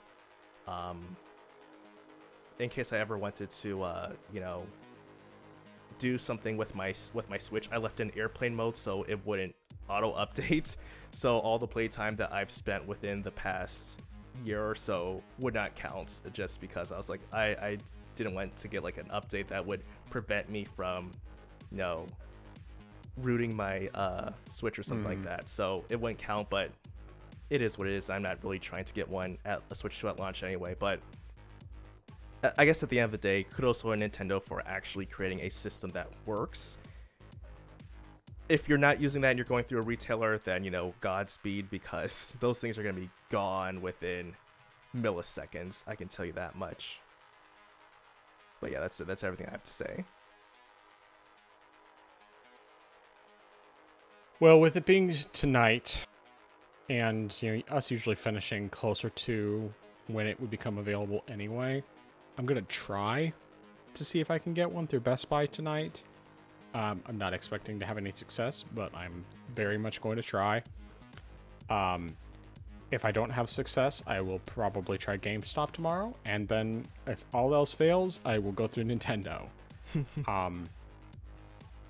And if that somehow fails, there is still the option of just going to the store day of and trying to see if I can get one. But I don't know that I'm going to do midnight launch. I can't remember. Let's see here. Is that a Friday or... June 5th is... It's a Thursday. So yeah, that's probably not going to happen. So yeah, I'd say the midnight launch is pretty much guaranteed to not happen for me, but we'll just have to kind of wait and see. I am happy that the prices for the consoles staying the same. That's very good. The accessories going up. Most of them I don't care about. The Joy-Cons. So I have kind of... I agree with you, but I also have kind of a different perspective. the main thing is like looking at what the price of the original Joy-Cons was, because for a set of 2 it was 80. And with it being more advanced hardware and all of that, it does make sense that it would go up to 90 now. And then of course the extra 5 is because of the tariffs, which not as bad as anyone said it was going to be. Hence the reason why I said don't jump to conclusions. But the I mean, like, that being said, I don't think necessarily that's a good price. I still think it should be cheaper. I think it would be better if it had been 70 for the Joy-Cons, 60 for the Pro Controller, and then, if it had to go up, it would just be that same increment, the $10 for this generation. That being said, I am planning to grab a Pro Controller. I'm probably not grabbing a second set of Joy-Cons. Right now, the only thing I actually care about is just securing the Switch 2. Anything beyond that is just going to be a bonus. I'll try to see if I can get the Switch 2 ordered, and if I can get that, then I will just check out, call it good, and then try later to see if I can get the Pro Controller as well. But that's about the extent of what I'm thinking on that front. And the accessories, going up in price, it makes sense with the tariffs. Not as bad as I thought it was going to be. I still wasn't interested in the majority of them anyway, so for me it doesn't really affect me, but obviously the ideal would be that it would just be cheaper. And I don't think that it's quote-unquote excusable. I'm not going to make any excuses for Nintendo on any of this. I'm just going to say that in this case, it's worth it for me. But I definitely understand and respect and basically agree with people who say that it's too expensive. I'm just doing what I want to do in my particular case. So that is all I have to say on that front. All right. Well, let's start off by getting into Diablo 4. So, from Video Games Chronicle, the head of Diablo series says that Diablo 4 could come to Switch 2, but the studio needs to see how well Nintendo's new system will handle live service games. So, in other words, basically, because the Switch 2 is a device that's not always connected to the internet, how well is it going to work for dealing with a game that's always online? And that's their big issue of whether or not they would put it on the Switch 2. And it's not an issue of power. The Switch 2 should easily be able to handle it, which I firmly believe anyway, because it runs, you can get 60 frames per second on the Steam Deck without a problem. Even running with BattleNet, having to add on that extra piece of software in the background. So, what are your thoughts on this? Yeah, I agree that this is definitely a game that should be able to run on the Switch, and I definitely believe this is more of a Blizzard thing, honestly, than a Nintendo thing. I as much as I dislike a lot of the stuff with Nintendo's online infrastructure, like especially the fact that it's still just peer-to-peer and not using dedicated servers, I think this is really just, sure, you have the multiplayer aspects, but I don't think this is a game necessarily that you should be forced to always be online for. Like, I feel like this is a game that you should be able to play start to finish by yourself offline if possible, if you wanted to. So my fault, I think the fault mostly lies with Blizzard and always trying their control of having you be always online as a live service game. Sure, like I said, there are online aspects to the game, multiplayer, and of course you can buy whatever stuff you want, microtransactions, but Diablo did not start out as a live service game. They just turned it into a live service game, so it doesn't necessarily need to be this way. The game was also, Diablo 3 was on the original Switch, which shows that you can get this type of game to work on a portable handheld, It's just you want to force the live service aspect into the game. So that's definitely my issue here with it. So it's not. This definitely has nothing to do with Nintendo. Like, Nintendo is not to blame here in any aspects regarding this. This is definitely just a Blizzard thing. And so until they decide, okay, we're going to allow you to play these games offline, then I think that's just going to be the issue. Because, I mean, people are going to want to play their game on the go. I mean, that's the point of a handheld, that you can play it anywhere you go. And you're not always necessarily going to be connected to the internet when you're playing a handheld. So that's just the nature of the beast there. And it's nothing that Nintendo can do about it, because that's just the way it is. And that's just showing why live service isn't necessarily a good thing, and forcing it is just ruining the experience of gamers and not improving anything at all. But that's essentially everything I have for that. Yeah, my big thing with this is that I want this to be something that Microsoft in particular, since they own Blizzard at this point, to look at and say, we need to make an offline mode for this game. I mean, they should have done that from the start, because there's a lot of people who would play it way more often if they could play offline. And I mean, I understand, obviously from the standpoint of being able to like both, hope that people will spend money on microtransactions, but then also having the online multiplayer and even just being able to have consistent monthly active users and all that, it makes sense why they want this to be an online-only game. But if they would just make this offline, give it an offline mode that give people the option to play offline and play online if they want to as well, it would probably do really, really well. I mean, I know I would definitely have played it a lot more if I could play it offline. That's one of the reasons why I haven't played as much. Why I fell off more was because of the fact that I couldn't play offline. Because, like, I mean, it runs great on the Steam Deck. Yeah, it doesn't. I mean, you have to run it at, like, low visual settings. And it doesn't look great, but, it runs at 60 frames per second. And for a game like that, that's crucial. Makes a huge difference in how well the game plays. If they would just make it offline, I probably would have played a ton more of this game. I probably would have beaten it already. But I still haven't beaten the original campaign, even though the game's been out for almost 2 years. And it's all because of just that simple fact. The fact that there's no offline mode. So I have to be online to play it. Now,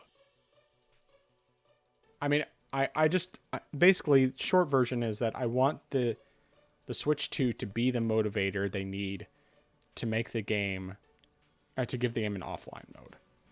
Because like Diablo 3 worked great on the Switch, on the original Switch. I mean, it was 60 frames per second on the original Switch. It was fantastic.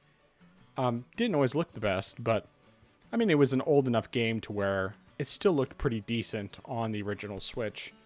And the fact that they could get it running as well as they could was wonderful.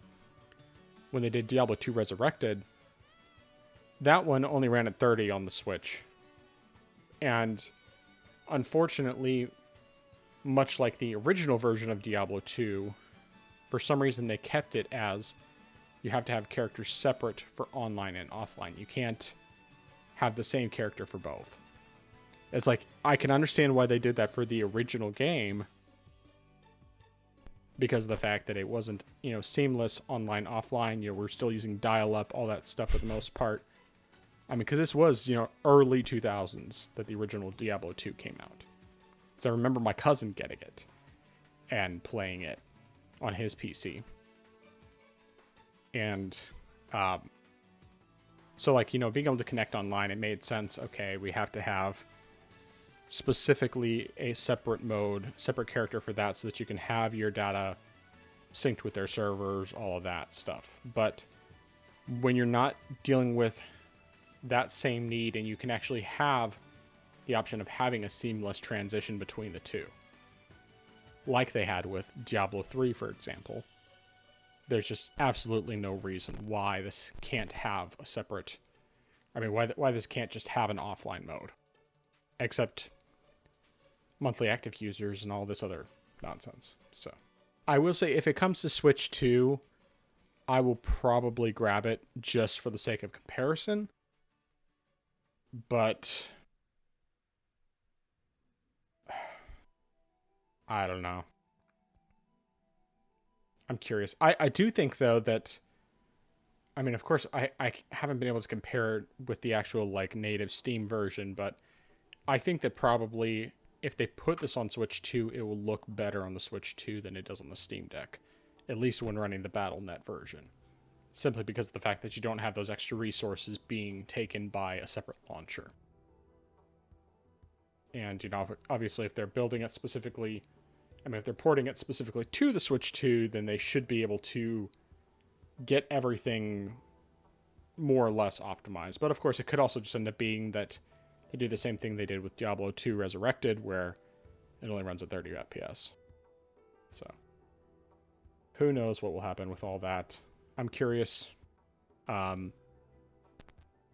guess I look forward to seeing that one way or the other. All right, you want to talk about the Persona 4 remake? Sure. So recently, there was a hint that Persona 4 remake could be coming due to a name change, and this is something that has happened that with Atlas, that they've been registering domain names, and the recent one was called p4re.jp, which is Japan. And it's similar to how they've had updates for previous Persona games and updates and stuff. For example, they had pq2.jp for Persona Q2 back in 2017, and then persona-dance.jp for Persona 3 Dancing in Moonlight, and Persona 5 Dancing in Starlight, fullbody.jp for Catherine Full Body, p5r.jp for Persona 5 Royal, p5t.jp for Persona 5 Tactica, and more recently, p3r.jp for Persona 3 Reload. And that is definitely what people think is happening here. What are your thoughts on this as a longtime Atlas fan? Well, especially a fan of Persona 4 Golden, which I've played through 4 full times on the PlayStation Vita to get the Platinum Trophy. Even though, really, if I had played through better, I could have done it in 2 playthroughs, but that's beside the point. I love Persona 4 Golden. I've also bought it on Steam and bought the collector's edition on the Switch. In fact, I'm going to grab that. The collector's edition that comes with like a Grimoire style book box for it, and most of the extra stuff I've already pulled out, but like it has a steel book for the game in addition to the regular case, and I still have, my physical Vita version as well, which isn't collector's edition, but I do still have that physical version. And I think Persona 4 Remake makes perfect sense, because they remade Persona 3, and the remake is stellar. I mean, it is an absolutely wonderful remake. Really, the only thing missing in that remake from a previous version of Persona 3 was the female main character that they had in Persona 3 Portable.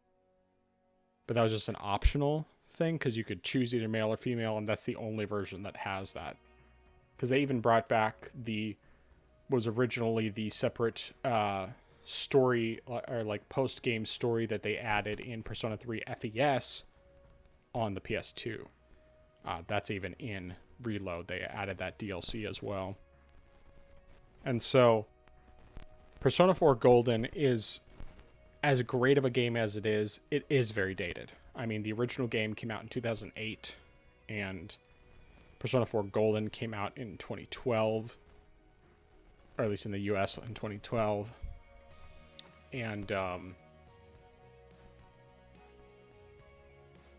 thankfully they haven't milked Persona 4 in quite the same way as they did Persona 3, because Persona 3 got the original version of Persona 3, then it got Persona 3 Portable, then it got Persona 3 FES. It might have been reverse order for those.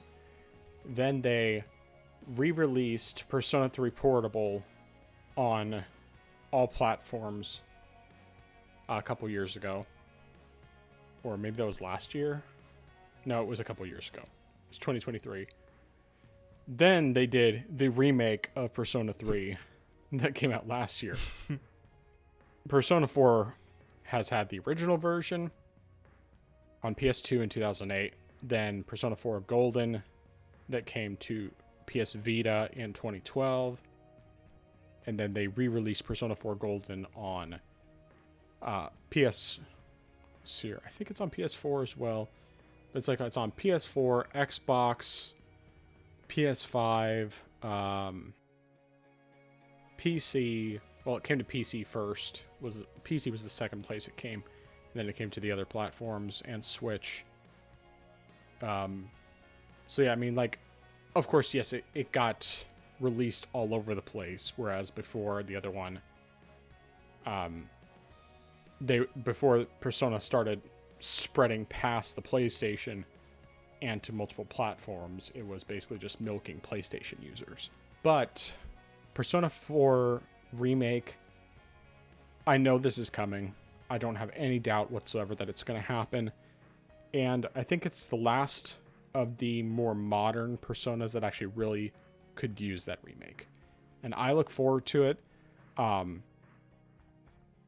Because Persona 4 Golden in particular was such a phenomenal game.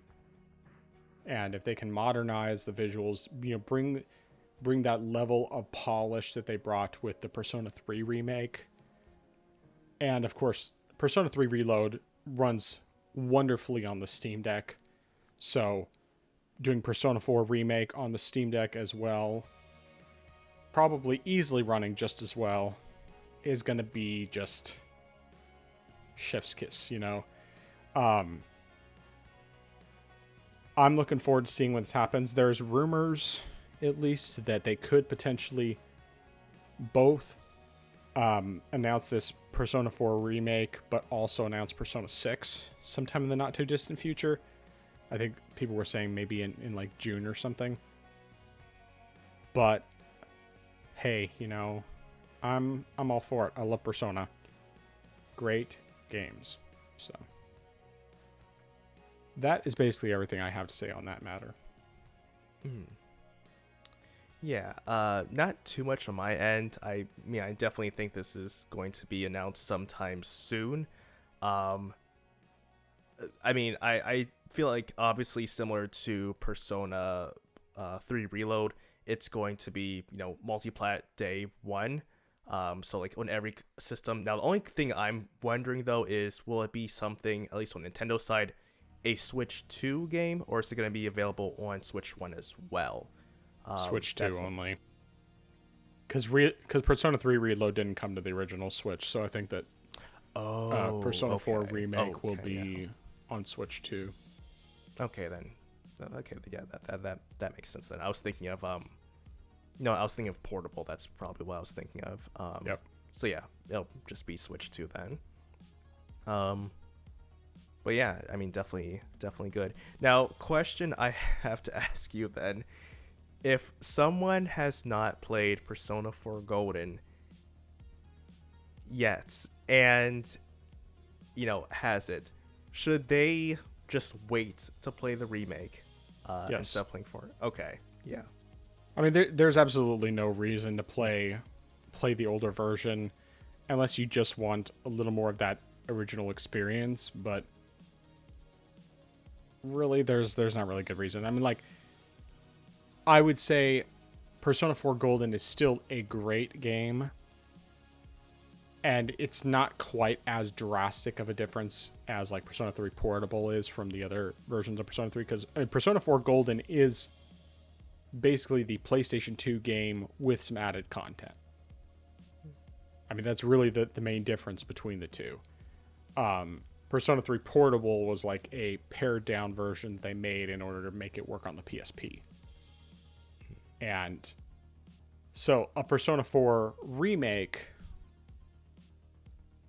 I think it just makes more sense to wait for that.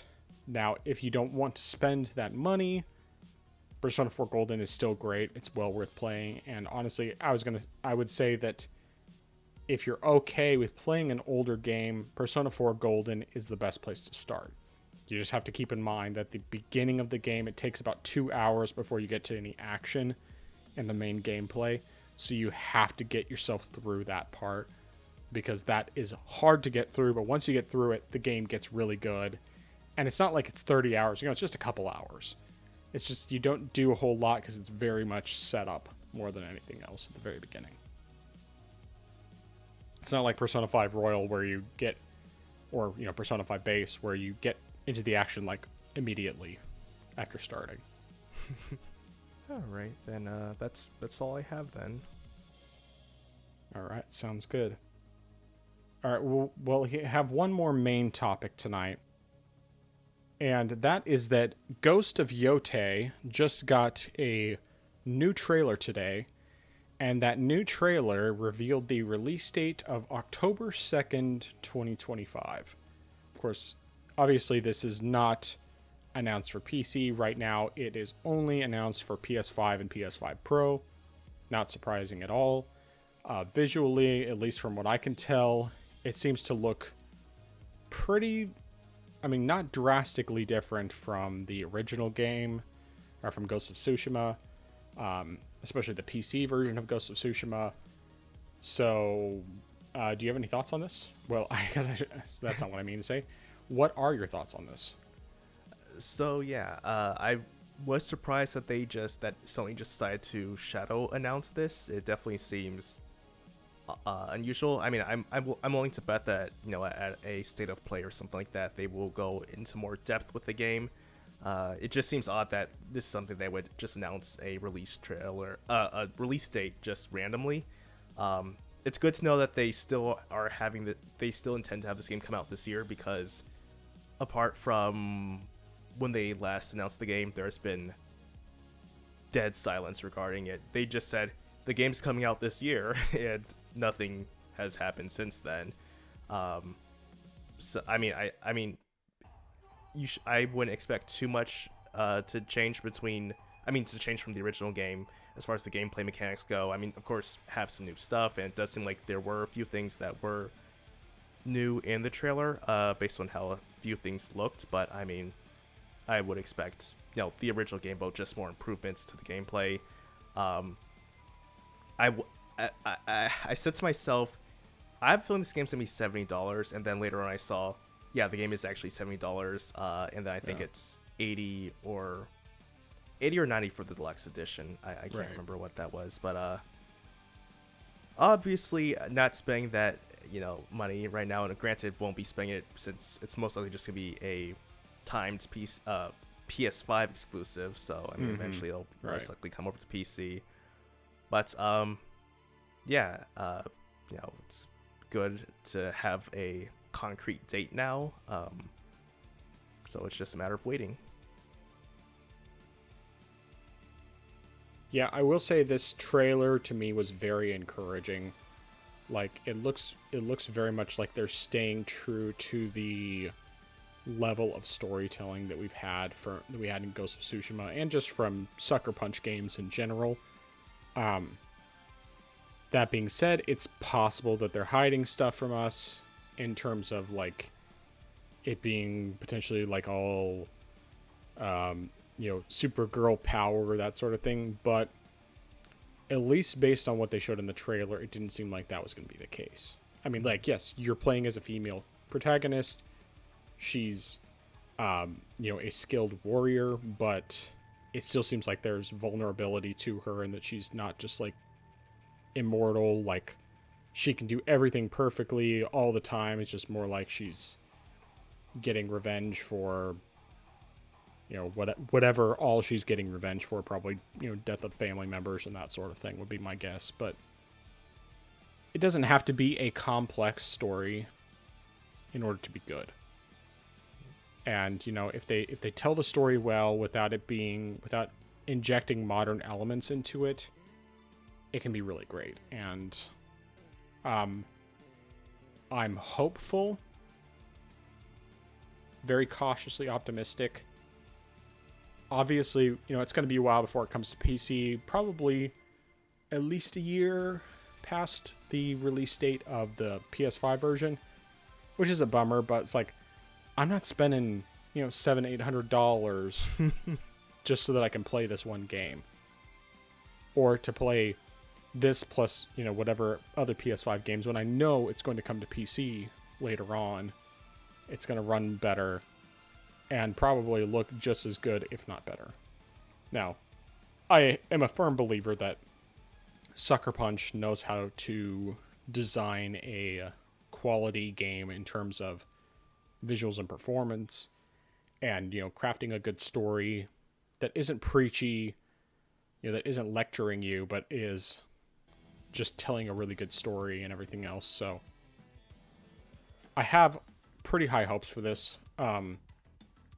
Thankfully, it's easy for me to temper my to avoid any sort of FOMO, simply because of the fact that, like, I'm not going to buy a PS5.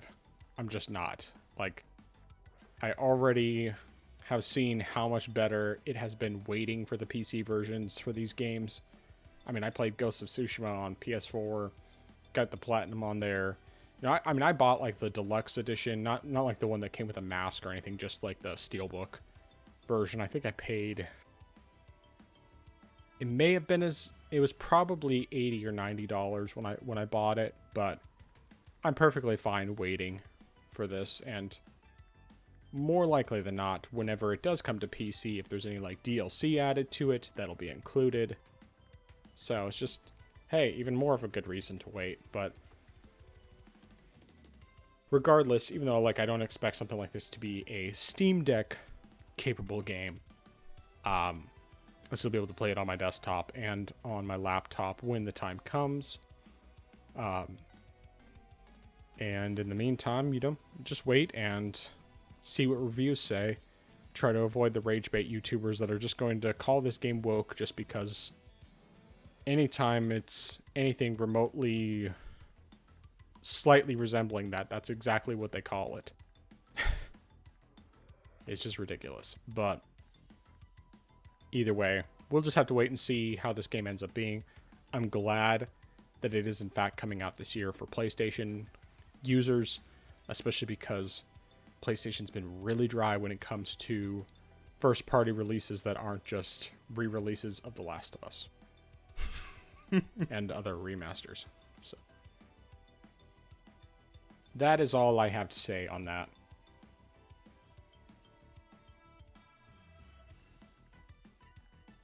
All right, anything else from you on news topics? No, sir. All right, we don't have any listener questions this week. Did you have any other topics you wanted to discuss? Not this week, no. All right. Well, in that case, let's go into our recommendations and dissuasions. Start us off. All right, so I've got two recommendations. First one is Out of Silent Planet. After finally finishing it, I decided I can go ahead and recommend it. I think it's a good book. I think it's got a good story and just has some good analysis, just, based on philosophy and stuff like that. And it's different from C.S. Lewis's other works, but I definitely think it's still a good read. The other recommendation I have is Doom 2016 is now available on GOG. Oh, yeah. And so you can get it completely DRM free. And additionally, it's launched on sale for $4. So you can go ahead and buy it now if you want to. I've gone ahead and, I own it on Steam, but just for the DRM $4. aspect. Yeah. Went ahead and bought it. So, yep, you can buy Doom 2016 DRM free completely on GOG for 4 smackaroos. Very nice. That's very nice. I thought about it, but I just assumed it would be more expensive than that. So it's like, even if it was like $20, I don't care enough to buy that for $4. Maybe. We'll see. Um, yeah, good stuff. All right, well, my recommendation is, first of all, this is related to Dark Souls 2 and Bloodborne, respectively.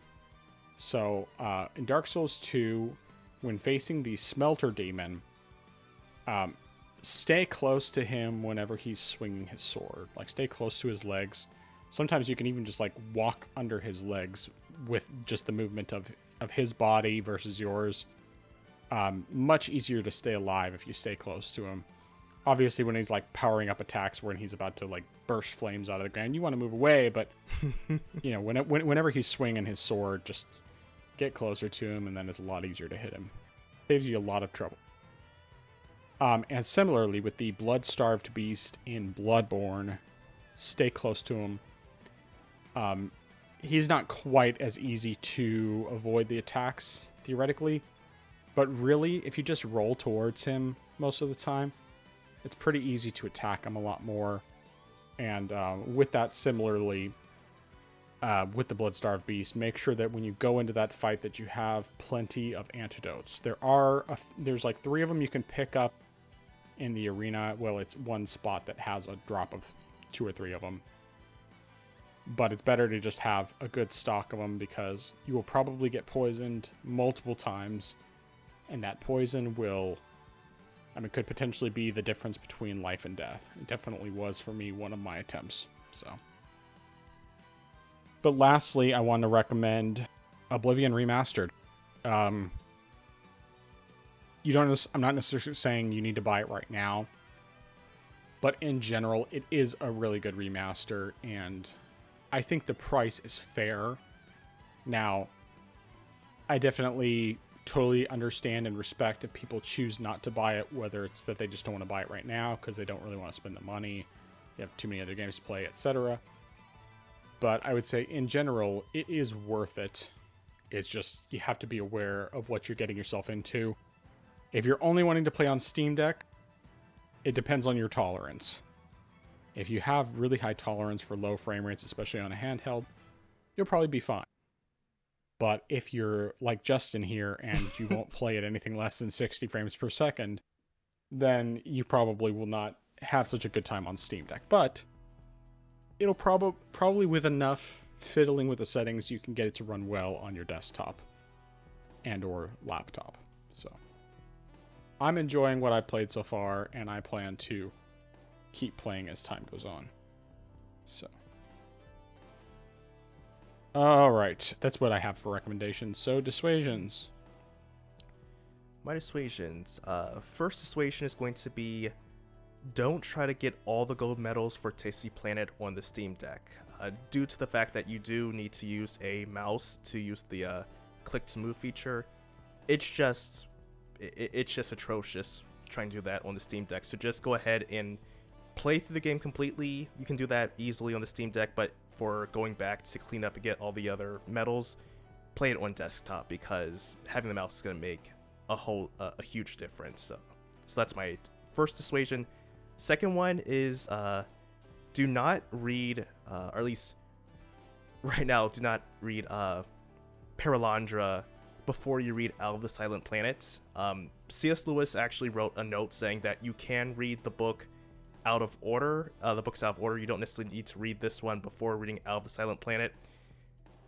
He says it's recommended, but you don't have to. I'm going to go ahead and argue against him and say read Out of the Silent Planet first, because while so far it seems like the story can be completely standalone, there's just enough context that I feel like is missing if you don't read the first book. So definitely don't skip the first one. Read them in order. Treat it like you would Lord of the Rings, even though I actually happened to watch Two Towers before I watched Fellowship.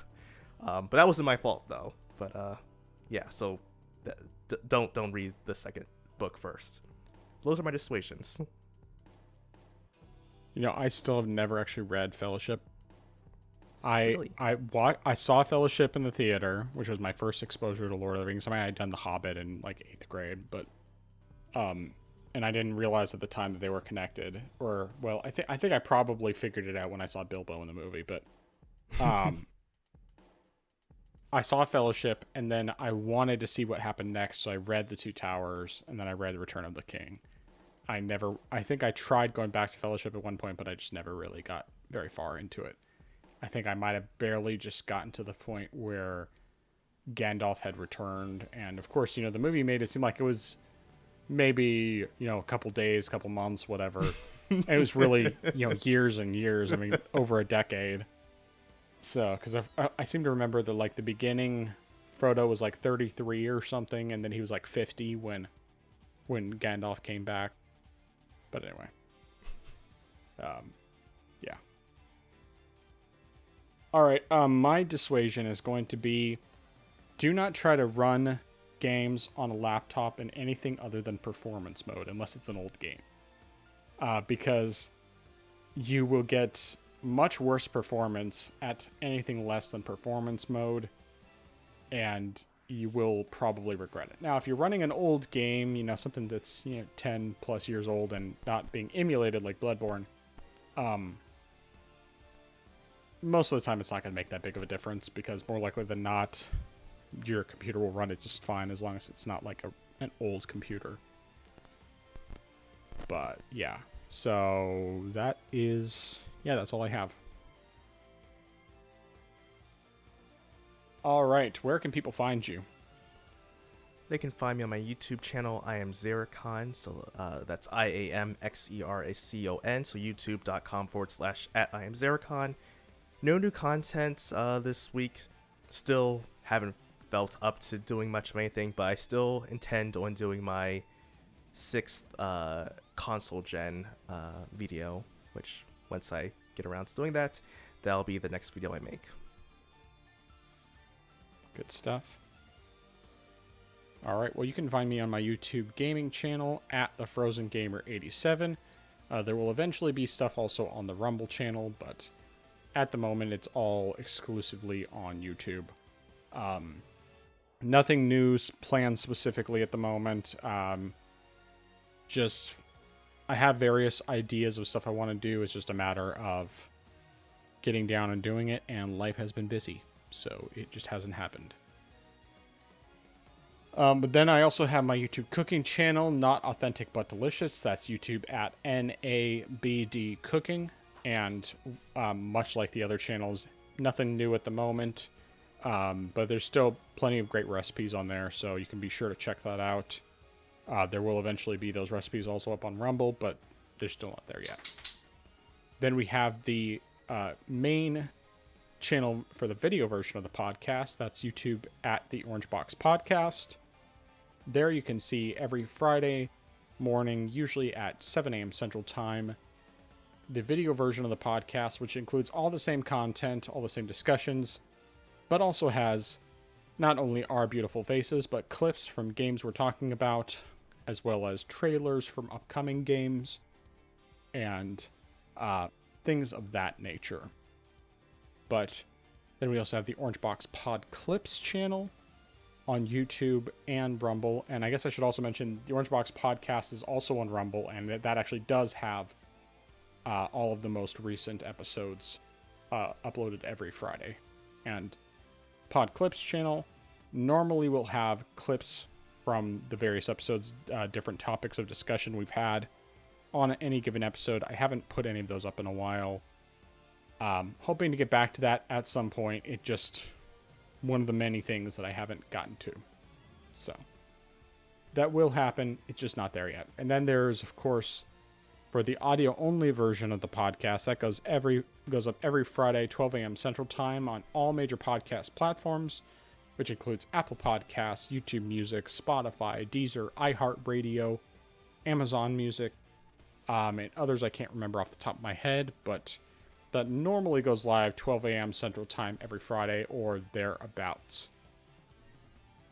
And, of course, if you want to contact us, you can send us an email to theorangeboxpodcast@gmail.com. You can comment on any of our videos, video version of the podcast.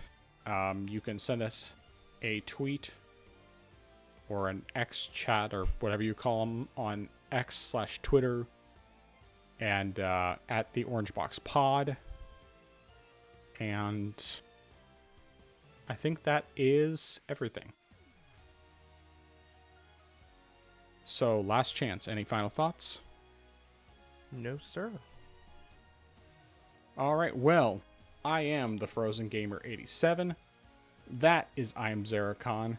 We are the Orange Box Podcast, and until next time, it's you, the hero of Kavach. It is truly an honor. Orange Box Podcast, out.